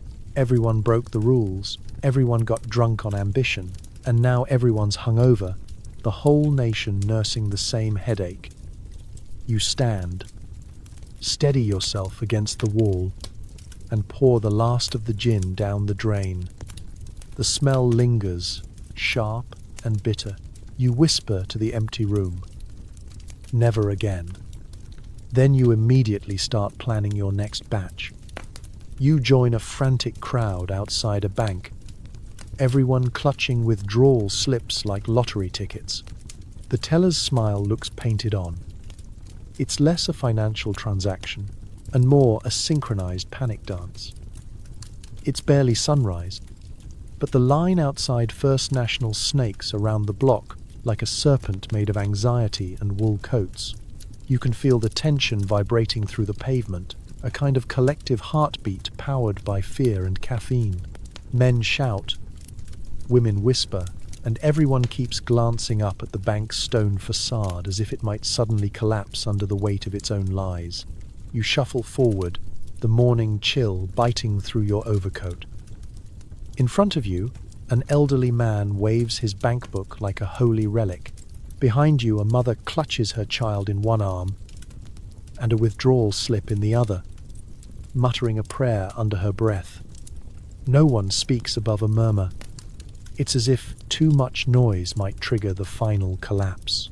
When the doors open, the crowd surges forward. Not a stampede, exactly, but an uneasy choreography of desperation. You've never seen ballet, but you imagine it might look something like this. People spinning, lunging, colliding, all trying to maintain grace while fighting for survival. The guards shout, the tellers freeze, and the floor tiles echo with the sound of a nation's faith cracking. Inside, the air is hot, thick with sweat and perfume and panic. You catch sight of the bank manager, a man with the expression of someone who's aged 10 years overnight. His hair is slicked down. His voice trembles as he insists, "Ladies and gentlemen, your money is safe," which, of course, is the surest sign that it isn't. A man near the front slams his fist on the counter. "Then give it to me," he yells. The room goes silent for a moment, then erupts in noise. Voices overlap, arguments spark, and somewhere in the chaos, a pen breaks, splattering ink like blood. You clutch your withdrawal slip tighter. It feels absurd. One piece of paper standing between you and ruin. The teller, a young woman with trembling hands, looks up at you when your turn finally comes. Her smile is stretched, thin, brittle. "How much would you like to withdraw, sir?" "All of it," you say, trying to sound calm. She hesitates. "All of it?" "Yes," you repeat. Softer this time. "All." She nods, glances toward the manager, then opens the drawer. You can see the hesitation in her movements. Each bill she counts feels like an act of surrender. You wonder if she's thinking what you are, that once this cash leaves, it's never coming back. Behind you, the crowd presses closer. Someone mutters, "They'll run out soon." Another whispers, "They already have." The tension swells like a storm cloud. The smell of panic is tangible. Part sweat, part fear, part old paper. You take your envelope, heavy but meaningless, and step aside. The man behind you practically leaps forward, waving his slip. You glance down at the money, crisp, tangible proof that you've outpaced disaster by a few minutes. Yet somehow, it doesn't feel like victory. It feels like theft, from yourself, from your neighbors, from the future. As you exit, the sound of shouting follows you onto the street. Someone's crying. Another man is arguing with the guard. The line outside has doubled. The air thick with rumors. The banks collapsing. The government's stepping in. The vaults are empty. Nobody knows what's true. Everyone's convinced they do. You cross the street and lean against a lamppost, breathing hard. The cold air stings your face, but at least it's honest. Across the road, a newsboy waves a fresh edition of the Times. The headline reads, "Banks under siege, public confidence falters." You almost laugh. Confidence feels like a cruel joke now. A luxury item for people who can still afford denial. A man next to you opens his envelope and stares at the money inside. "Feels smaller than it used to," he mutters. You nod. That's because it is. You both watch as another wave of customers pushes through the doors. It's chaos disguised as order, lines, forms, signatures, a bureaucratic mask over primal fear. The bank clerks keep up their mechanical rhythm, counting bills and repeating, "Next, please," like monks chanting to keep the world from ending. By noon, the police arrive to keep the peace. The sight of uniforms calms no one. Someone in the crowd shouts, "They're taking it all." Another responds, "There's nothing left to take." The arguments swell again. The dance resumes. You tuck your envelope deep into your coat and start walking home. The weight of the cash feels strange, heavy with guilt. You know it won't last long. Rent, groceries, maybe a few weeks of pretending. After that, who knows? At the corner, you pass another bank. A fresh crowd is already forming outside its doors. You recognize some faces. Men who were just at the first one, clutching new withdrawal slips like dance tickets to the next performance. You sigh. The ballet continues, and as you turn down the street, the sound of it follows you, the rhythm of feet on pavement, the murmur of worry, the endless refrain of "next, please." It's the music of an economy in freefall, perfectly in step, perfectly hopeless, and utterly tragically human. The radio crackles with voices promising recovery soon. You listen in the dark, the hum of static your only comfort. It's like being ghosted by the entire economy. The announcer's voice wavers, thick with false certainty, as though volume alone can sell hope.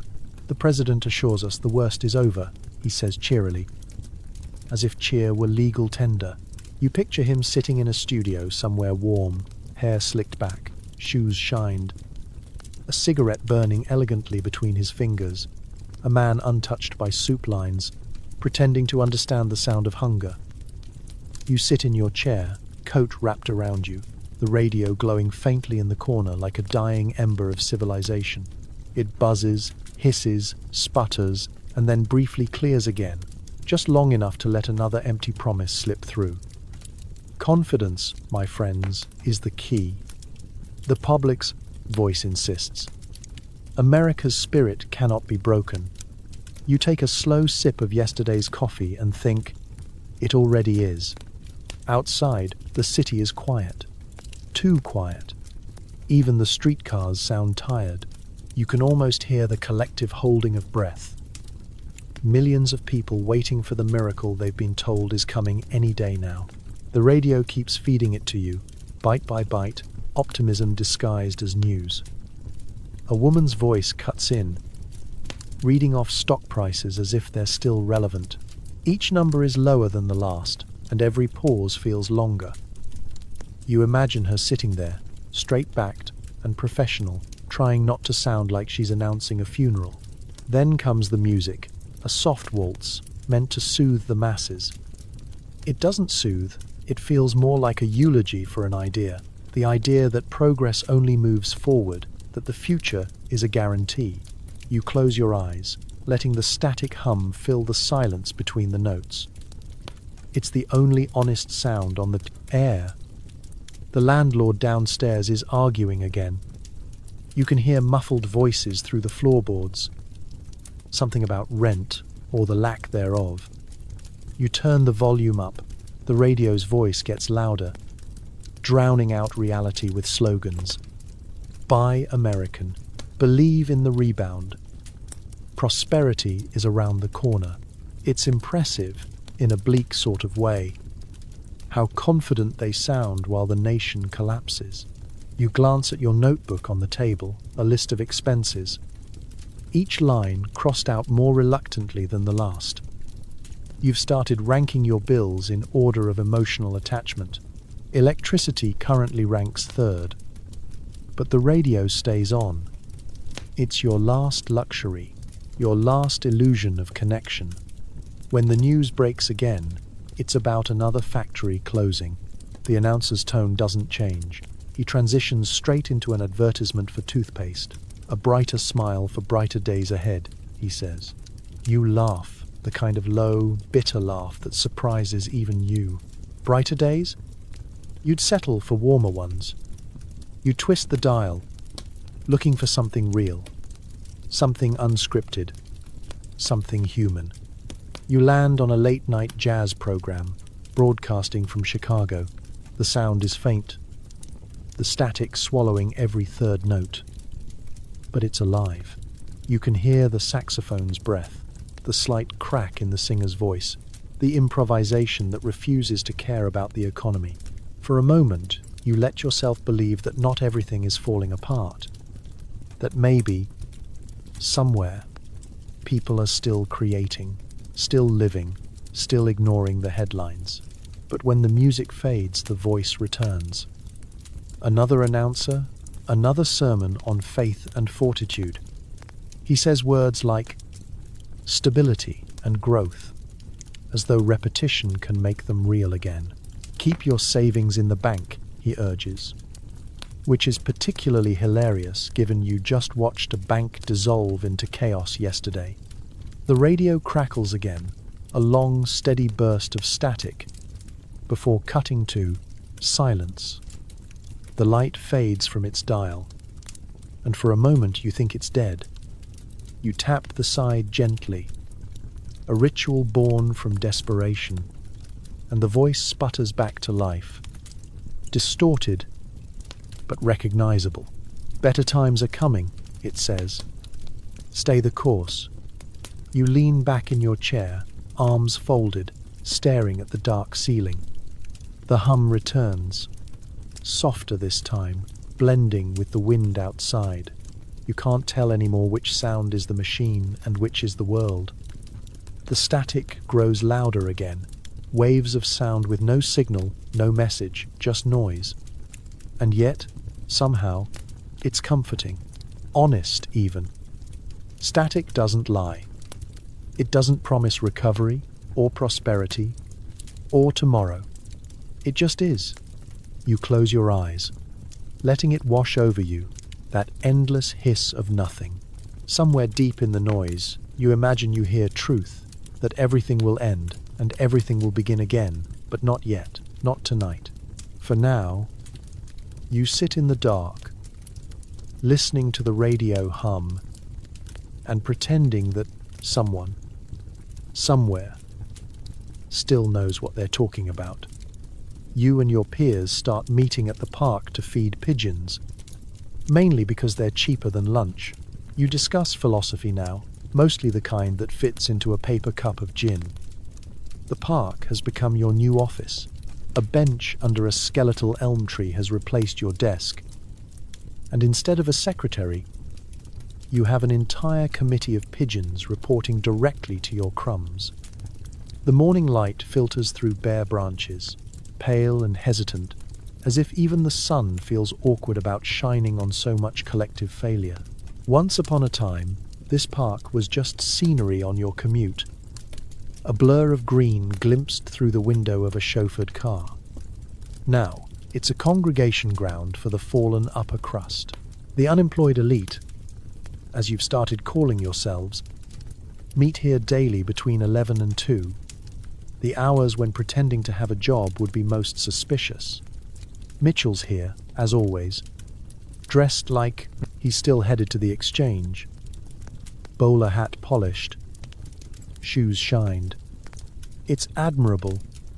In a tragic way, he tears a roll into neat little pieces for the pigeons, like a man still clinging to order in a world that's forgotten what it means. Routine, he says, is how civilization survives. Civilization? Howard snorts, sipping from his paper cup. We're sharing gin with birds, Mitchell. Better company than bankers, you add. And everyone nods. The pigeons coo in agreement. Howard's wearing the same overcoat he's had for years, though now it's frayed at the cuffs. He used to be a broker. Now he's an expert in finding half-smoked cigars on the sidewalk. There's a trick to it, he explains once. Most men drop them in anger. I pick them up in acceptance. The talk drifts, as it always does, from politics to poetry to the art of pretending you're fine. Someone suggests investing in peanut futures, just for the irony. Someone else claims to have heard a rumor that the government's planning a rescue package. The phrase sounds exotic, like a vacation you can't afford. You take a slow sip of gin, which tastes like poverty's cologne, and watch the pigeons fight over crumbs. There's something oddly comforting about their chaos. Honest, unpretentious, efficient. They don't worry about the market or moral hazard. They just take what's in front of them and keep pecking. At noon, the park fills with more familiar faces, men who once held positions, titles, reputations. Now they hold paper cups, folded newspapers, and conversations that sound like philosophy but smell like denial. One man quotes Nietzsche, another misquotes him. Someone brings up self-reliance, and everyone groans.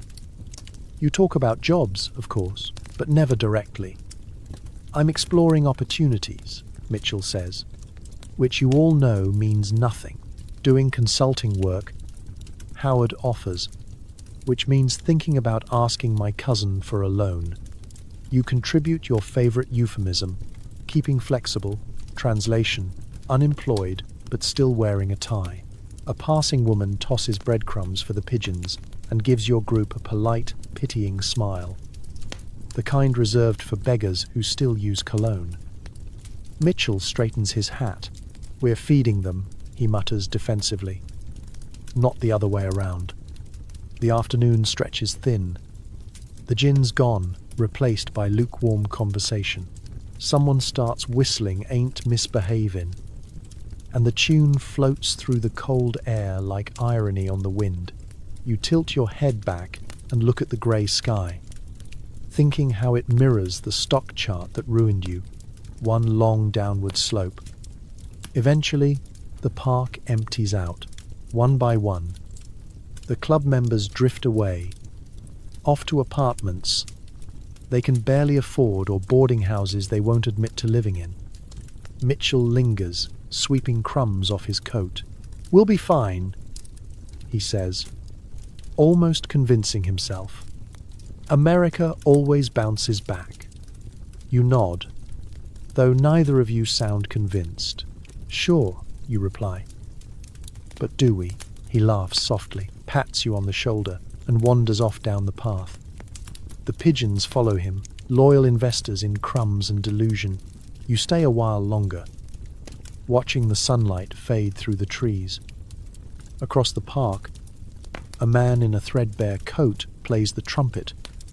Not well, but with feeling. The notes wobble and echo off the empty benches. You toss your last crust of bread toward the pigeons and stand up.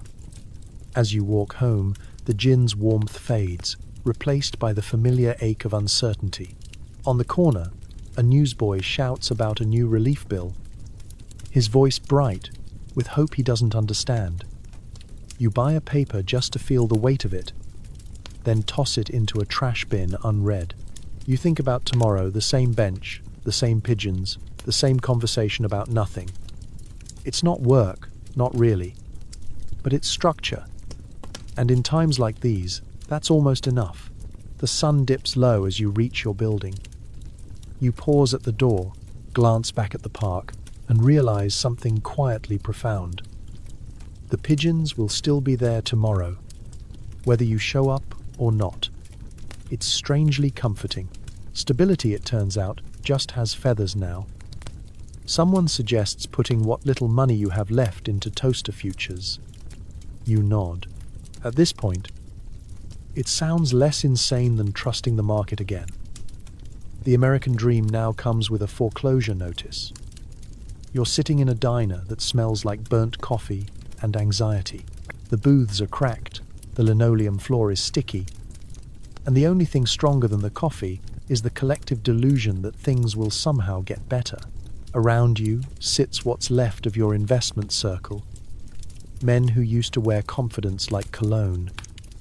Now they wear the same tired look, a blend of hunger, caffeine, and disbelief. Mitchell leans forward over his half-eaten plate of eggs. Toaster futures, he says again. This time with the authority of a man who's been drinking since noon. People might stop buying stocks, but they'll never stop buying toast. There's a pause. Nobody laughs, but nobody disagrees either. In 1929, the line between brilliance and insanity has completely eroded. They're trading places faster than the Dow. Howard, ever the skeptic, stirs his coffee with the focus of a man trying to read the future in its surface. And how do we invest in that exactly, Mitchell? You gonna buy a warehouse full of bread? Mitchell waves a dismissive hand. You joke, but mark my words. Simple luxuries. That's where the money will be. Bread, butter, socks, things that make misery more tolerable. You take a slow sip of your own coffee, which tastes faintly like disappointment and nickel shavings. I was thinking about matches, you mutter. Everyone needs light in the dark. The group hums in agreement, though no one's really listening. You've all said enough ridiculous things in the last few months that logic has given up trying to keep up. In the corner booth, a man you vaguely recognize from the exchange is pitching home cold delivery franchises to anyone who will listen. It's the future, he insists, slapping a brochure that looks like it was printed on borrowed hope. Heat is recession-proof. Across the room, a group of younger men are sketching ideas for a new kind of investment firm, one that will guarantee protection from panic. You almost envy their optimism. It's adorable in a tragic sort of way. The waitress slides by, refilling cups. She looks tired but kind, like someone who's been surviving a long time without needing theories to do it. You boys talking business again? She asks with a smirk. Mitchell grins. Always, sweetheart. That's how we stay alive. She raises an eyebrow. You sure it's working? Nobody answers. She tops off your cup and walks away. And for a long moment, the only sound is the hiss of the coffee pot and the low hum of the ceiling fan. You all sit there, staring into your cups, like they contain stock quotes from a better world. The truth is, there's nothing left to invest in but illusions. You used to believe in growth, in opportunity, in the myth that money always finds its way back. Now you'd settle for a steady paycheck and a working toaster. Howard breaks the silence. I hear some fellas are putting their money into farmland, he says. You know, actual dirt. Apparently it's safer than paper. Mitchell snorts. Dirt's what we'll all be eating soon enough. You smile faintly. At least it's local. A few scattered laughs echo through the diner, weary, hollow, but real. For a moment, it almost feels like camaraderie instead of collapse. Outside, you can see people walking by, some briskly, others slowly, everyone pretending they're headed somewhere important. The city looks the same, but it isn't. Every window seems darker, every step a little heavier. When the bill comes, you all stare at it like it's another economic indicator. Nobody moves. Finally, Mitchell sighs and throws down a few coins. I'll put it on my tab, he jokes. Assuming tabs are still a thing, you step out into the cold, collar pulled up, the sound of laughter still lingering faintly behind you. On the corner, a man is selling newspapers. The headline screams, "Market recovery imminent." You glance at it, shake your head, and keep walking. Mitchell catches up beside you, hands shoved deep in his pockets. You know, he says, I wasn't joking about those toasters. I know, you reply. That's what worries me. The two of you walk in silence for a while, boots clicking against the pavement. The city hums around you, a machine still running on fumes. Somewhere in the distance, a radio plays a jazz tune about luck and love, both equally fictional. By the time you part ways, night has settled in. You reach into your pocket, counting the few crumpled bills left. Not much, but enough for tomorrow's coffee. You glance back at the diner window, the warm glow spilling onto the cold street, and realize that, for all the madness, you'll probably be back there again tomorrow, because the truth is, no one's investing for profit anymore. You're all just buying time, one cup of coffee, one foolish idea, one desperate conversation at a time. Wall Street at night feels haunted. The lamps flicker over empty offices. The city hums like a nervous breakdown on repeat. Somewhere, a janitor sweeps up dreams printed on ticker tape. You walk down the street with your collar turned up against the wind, shoes echoing off the cold stone canyon of the financial district. The skyscrapers tower above you like tombstones carved from ambition. Their windows, dark and vacant, reflect nothing but your own ghostly outline, another lost soul pacing through the aftermath of prosperity. Once, this street pulsed with energy. Deals were shouted through open windows, papers fluttered like confetti, and champagne corks popped like gunfire in celebration. Now, the only sound is the distant clang of a trolley and the soft whisper of wind threading through the narrow alleys. The ticker machines are silent, their last lines of code spelling out despair in black ink. A light burns in one window, the lone survivor of the day's chaos. Inside, a clerk works overtime, his sleeves rolled up, eyes hollow, sorting through the wreckage of other people's fortunes. You imagine his hands shaking as he counts numbers that no longer matter. The glow of his desk lamp casts a halo on the glass, a small sun in an otherwise lifeless galaxy. Farther down the street, a doorman leans against a marble column outside a shuttered bank. He smokes slowly, the tip of his cigarette glowing like a warning beacon. "They say it'll come back," he mutters when you pass. "Money, I mean." You nod, though neither of you believes it. He takes another drag and adds, "Everything comes back eventually, even ghosts." You keep walking. The wind picks up, carrying scraps of paper down. The street, torn ledgers, receipts, ticker tape. One curls around your leg like a stray cat. You pick it up. It's a line of numbers, faded and smudged. For a moment, you recognize a name, a company you once trusted, once bet everything on. You let it go, and it flutters away into the night, one more worthless relic joining the others. The silence feels almost sacred. Even the rats move quietly here, as though paying respects. The air smells faintly of ink, smoke, and the metallic tang of failure. Somewhere in the distance, a church bell tolls midnight. 12 perfect notes for a city that refuses to sleep. You stop at the steps of the Exchange, the great marble temple to greed and glory. Its columns loom above you, still proud despite the ruin. The bronze doors are locked, but the faint hum of the city seems to vibrate through the stone, as if the building itself is whispering, "We'll open again." You stand there for a moment, imagining the roar of the trading floor, the frenzy, the arrogance, the false immortality. It's hard to believe it ever existed. A janitor emerges from the side entrance, pushing a broom, his shoulders bent under the weight of the night. You watch as he sweeps piles of ticker tape into a bin, fragments of fortunes that once moved nations. "Must be strange," you say quietly, "cleaning up the mess of millionaires." He shrugs. "Paper's paper," he says. Burns the same either way. He disappears down the street, broom scraping softly against the pavement, leaving you alone again with the ghosts. You tilt your head back, staring up at the skyline. The buildings seem to lean inward, listening, waiting. The wind whistles through the gaps like a sigh.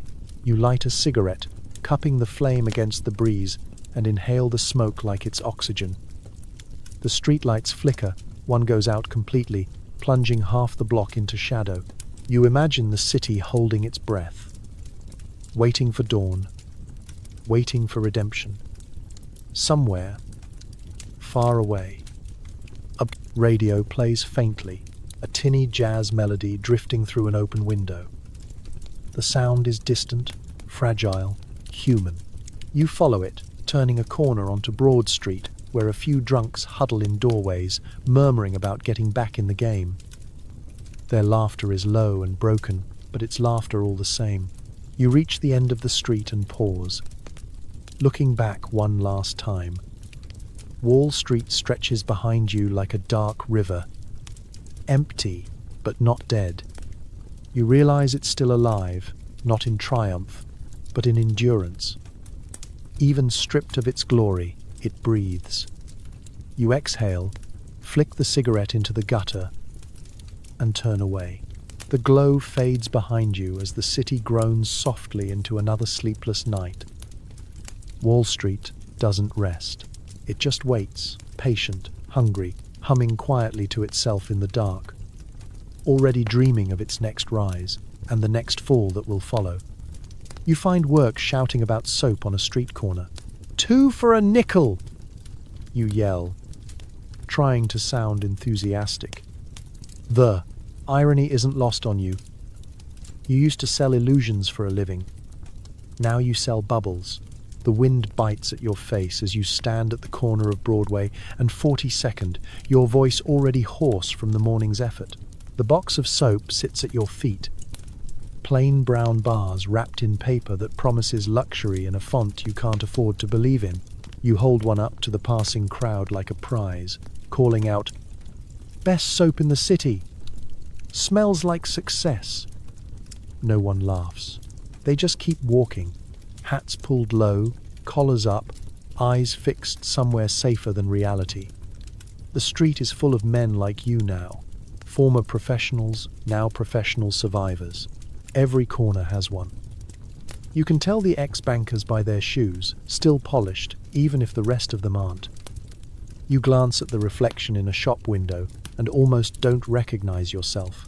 The sharp suit has lost its edge, the tie's gone soft, and the face staring back at you looks older than it has any right to. You take a breath and start shouting again, voice cracking halfway through. "Buy one, get one free." A few people stop, not to buy, but to look. You've become entertainment now. A street performer in the theatre of collapse. A man in a bowler hat smirks. "Didn't I see you on Wall Street once?" he says, dropping a coin into your box.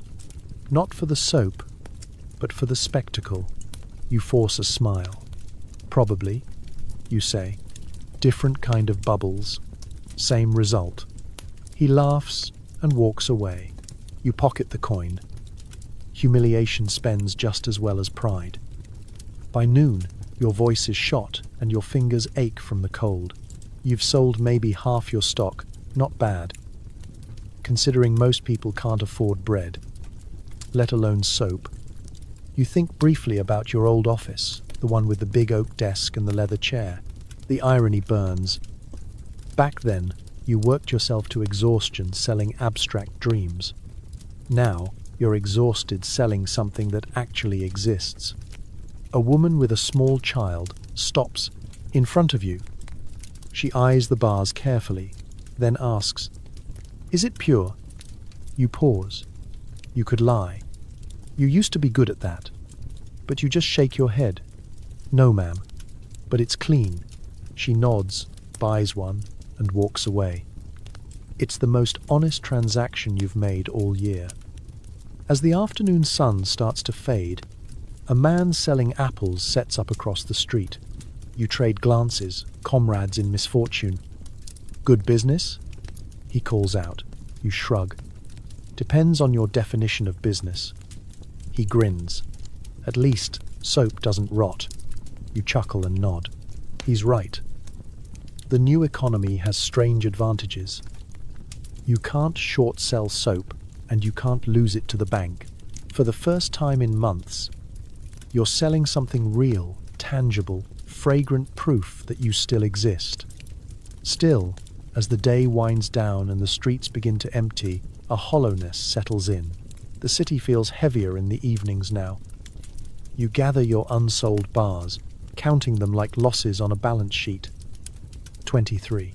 You started with 50, a small profit, if you don't count dignity as a cost. As you pack up, a teenager approaches. "Mister," he says shyly, "how'd you end up doing this?" You look at him. Sharp eyes, hungry expression. You recognize the same ambition that once drove you. "Bad math," you say simply. And, worse, timing. He nods, as if that explains everything, and maybe it does. You walk home through the cold, the box tucked under your arm. Each step echoes in the street like punctuation marks in a story you never meant to write. The lamplight spills across the pavement, turning the city gold and grey all at once.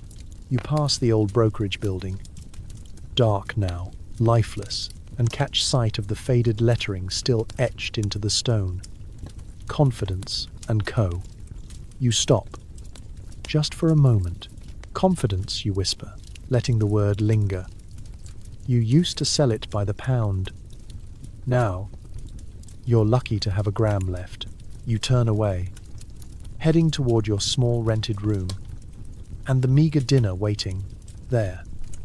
Tomorrow, you'll be back on the same corner, voice cracking, selling soap to strangers. Maybe you'll even believe your own pitch this time. After all, selling bubbles is nothing new. It's just that now, for once, they're real. At night, you write letters to old clients. Apologies, promises, lies. You never send them. They're confessions written to ghosts. And to yourself.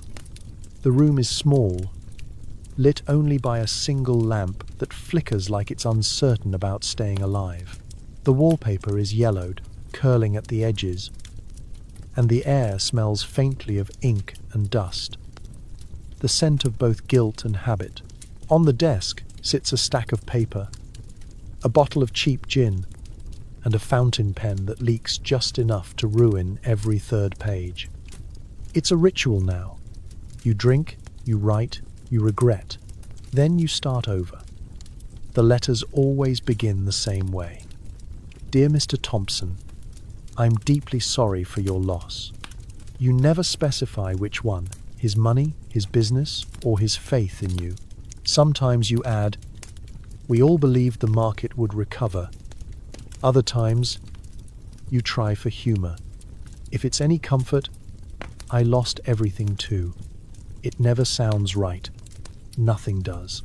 You pause to sip the gin, grimace, and stare at the half-filled page. The pen scratches on, but the words feel weightless.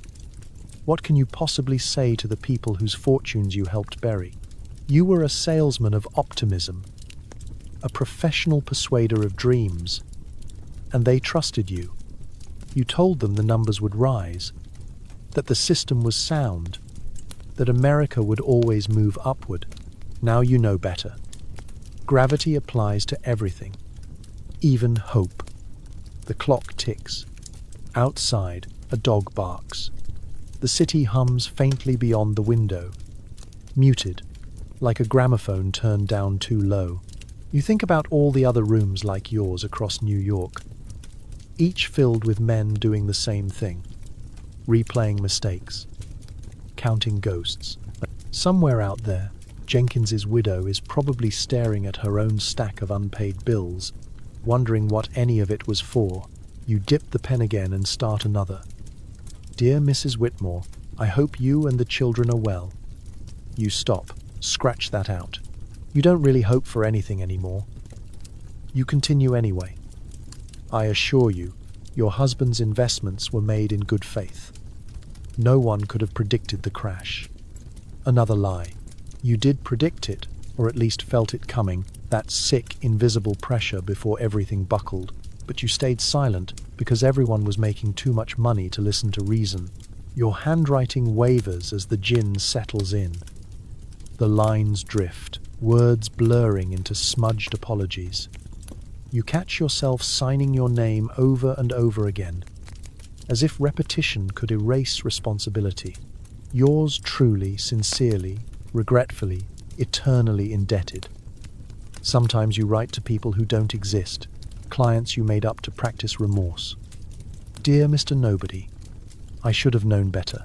Dear Misfortune, I should have sold sooner. You fold these too and stack them neatly in the drawer, beside all the real ones. The pile grows taller every week. There's a strange comfort in it. Writing to people you'll never face is easier than speaking to those you still can. The letters let you rewrite the story, if only for a few paragraphs, a version where you were the victim, not the villain. You imagine for a moment what would happen if you actually sent them. The headlines the next day. Disgraced broker floods clients with apologies. Some would laugh, some would burn them, and maybe one or two would read them and cry. You can't decide which outcome would hurt more. The gin bottle empties slowly. Your hand trembles now. From exhaustion or emotion, you can't tell. You lean back in your chair and glance at the drawer stuffed full of sealed envelopes. Dozens of them, maybe hundreds, none addressed, none stamped. They're not letters, not really. They're confessions trapped in paper. You pull one out at random and unfold it. The ink faded slightly where a tear must have landed, though you don't remember crying. It reads, "I didn't mean to ruin anyone. I just wanted to belong to something bigger than myself." You stare at the words for a long time, then fold it back up and return it to its resting place. The lamp flickers again. You think about turning it off, but the dark feels too honest. You pick up your pen instead and start another letter. This one begins differently. "Dear future me, stop writing." You chuckle under your breath. You know you won't. The letters have become your nightly ritual, your proof of penance. You'll keep writing until the ink runs dry, or your conscience finally does. Outside, the wind rattles the window pane. You look up, half expecting to see one of your ghosts standing there. A client, a friend, a reflection of who you used to be, but it's just you, framed in glass, holding a pen like a priest clutching confession. You set the pen down and blow on the latest page, watching the ink glisten wetly in the dim light. Then you place it atop the others, neatly stacked, perfectly unsent. The city murmurs outside, restless as ever. You pour one last drink, raise it to no one in particular, and whisper, "Here's to what might have been." And then, with the careful precision of guilt, you begin the next letter. Your building grows quieter each week. Families move out, rent unpaid. The only sound left is the echo of elevator doors that no longer have anywhere to go. The hallway feels longer than it used to, a dim tunnel of faded wallpaper and hollow footsteps. You can hear your own breathing, soft and deliberate, like you're afraid to disturb the stillness that has settled over everything. Once this place was alive, laughter behind doors, dinner smells drifting through vents, the click of typewriters and the chatter of evening radio shows. Now, it feels like a mausoleum for the middle class. Mrs. Lang from 4B left first. She used to greet everyone with cookies and unsolicited advice about the stock market, both of which aged poorly. When her husband's savings evaporated, she packed what little she had into 2 trunks and moved in with her sister uptown. "Just for a few weeks," she said. That was 3 months ago. Her door is still sealed with tape, her name half torn from the brass plaque. Then the Mortons from 5C disappeared. They didn't tell anyone. They just stopped coming home.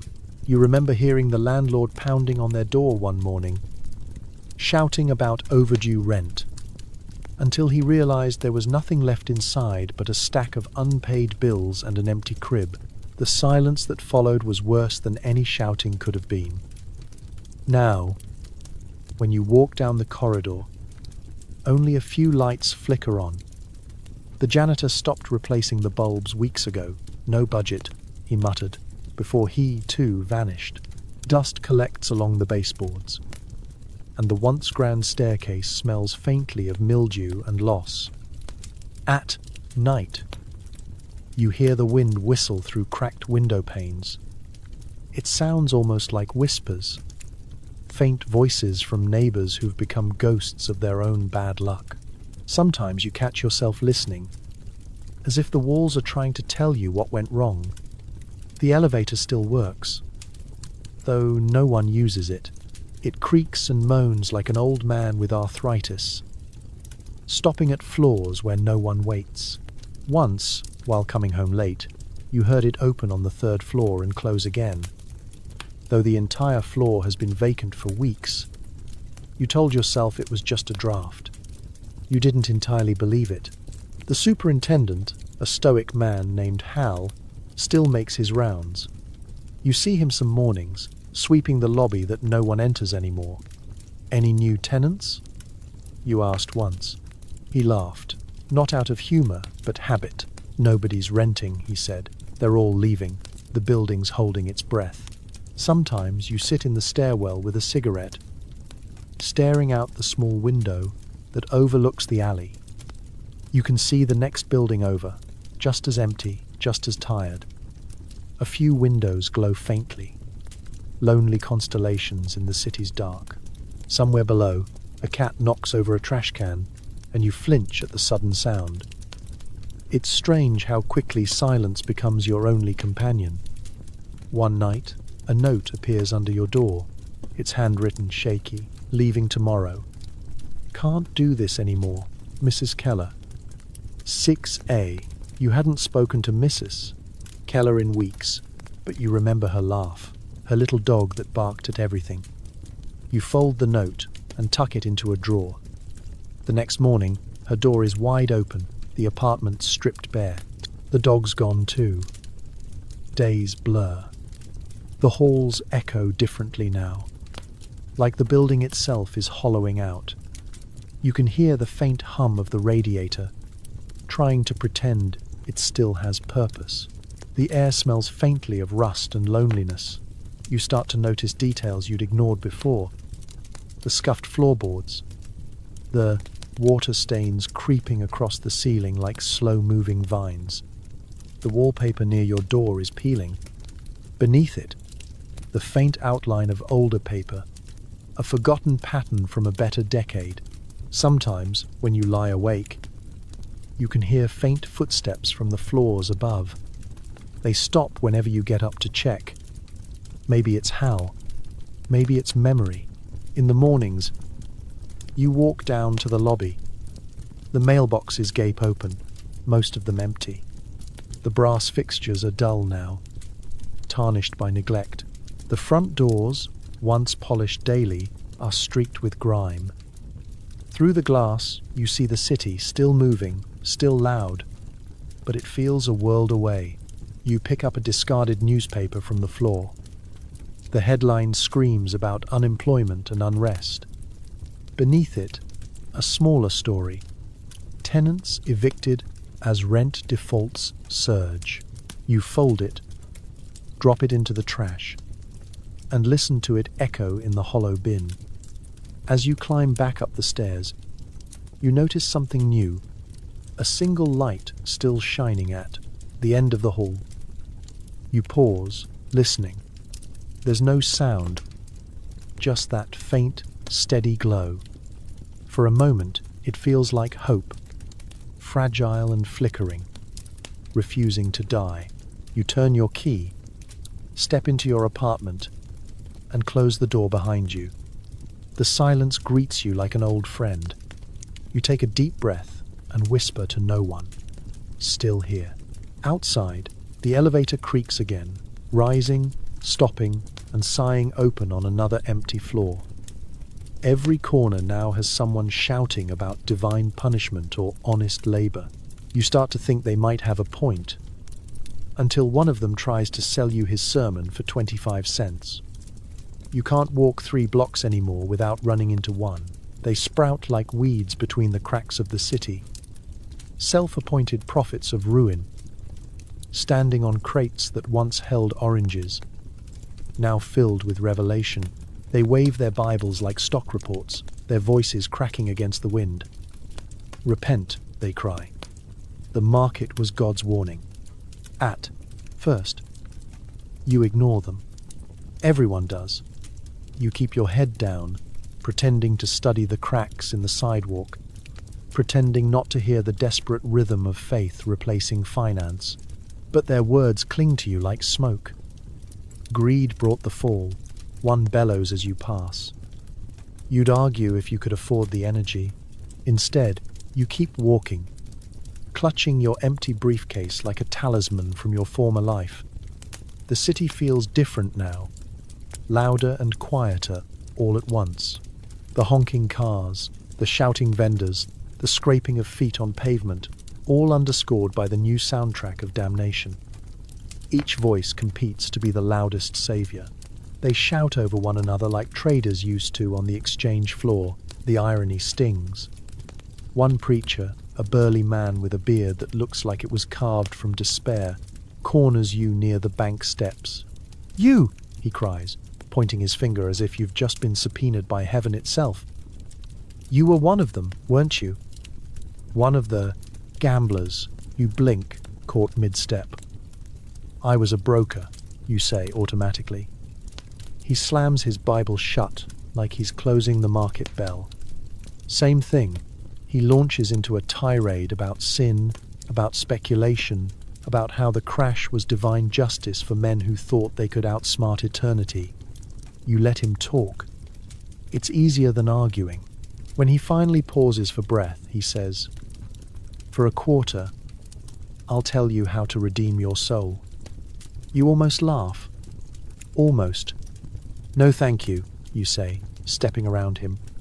"I'm on a budget." Behind you, he calls out, "Then hell is all you can afford." You keep walking. He's not wrong. Further down the street, a younger preacher is handing out pamphlets titled "The Gospel of Hard Work."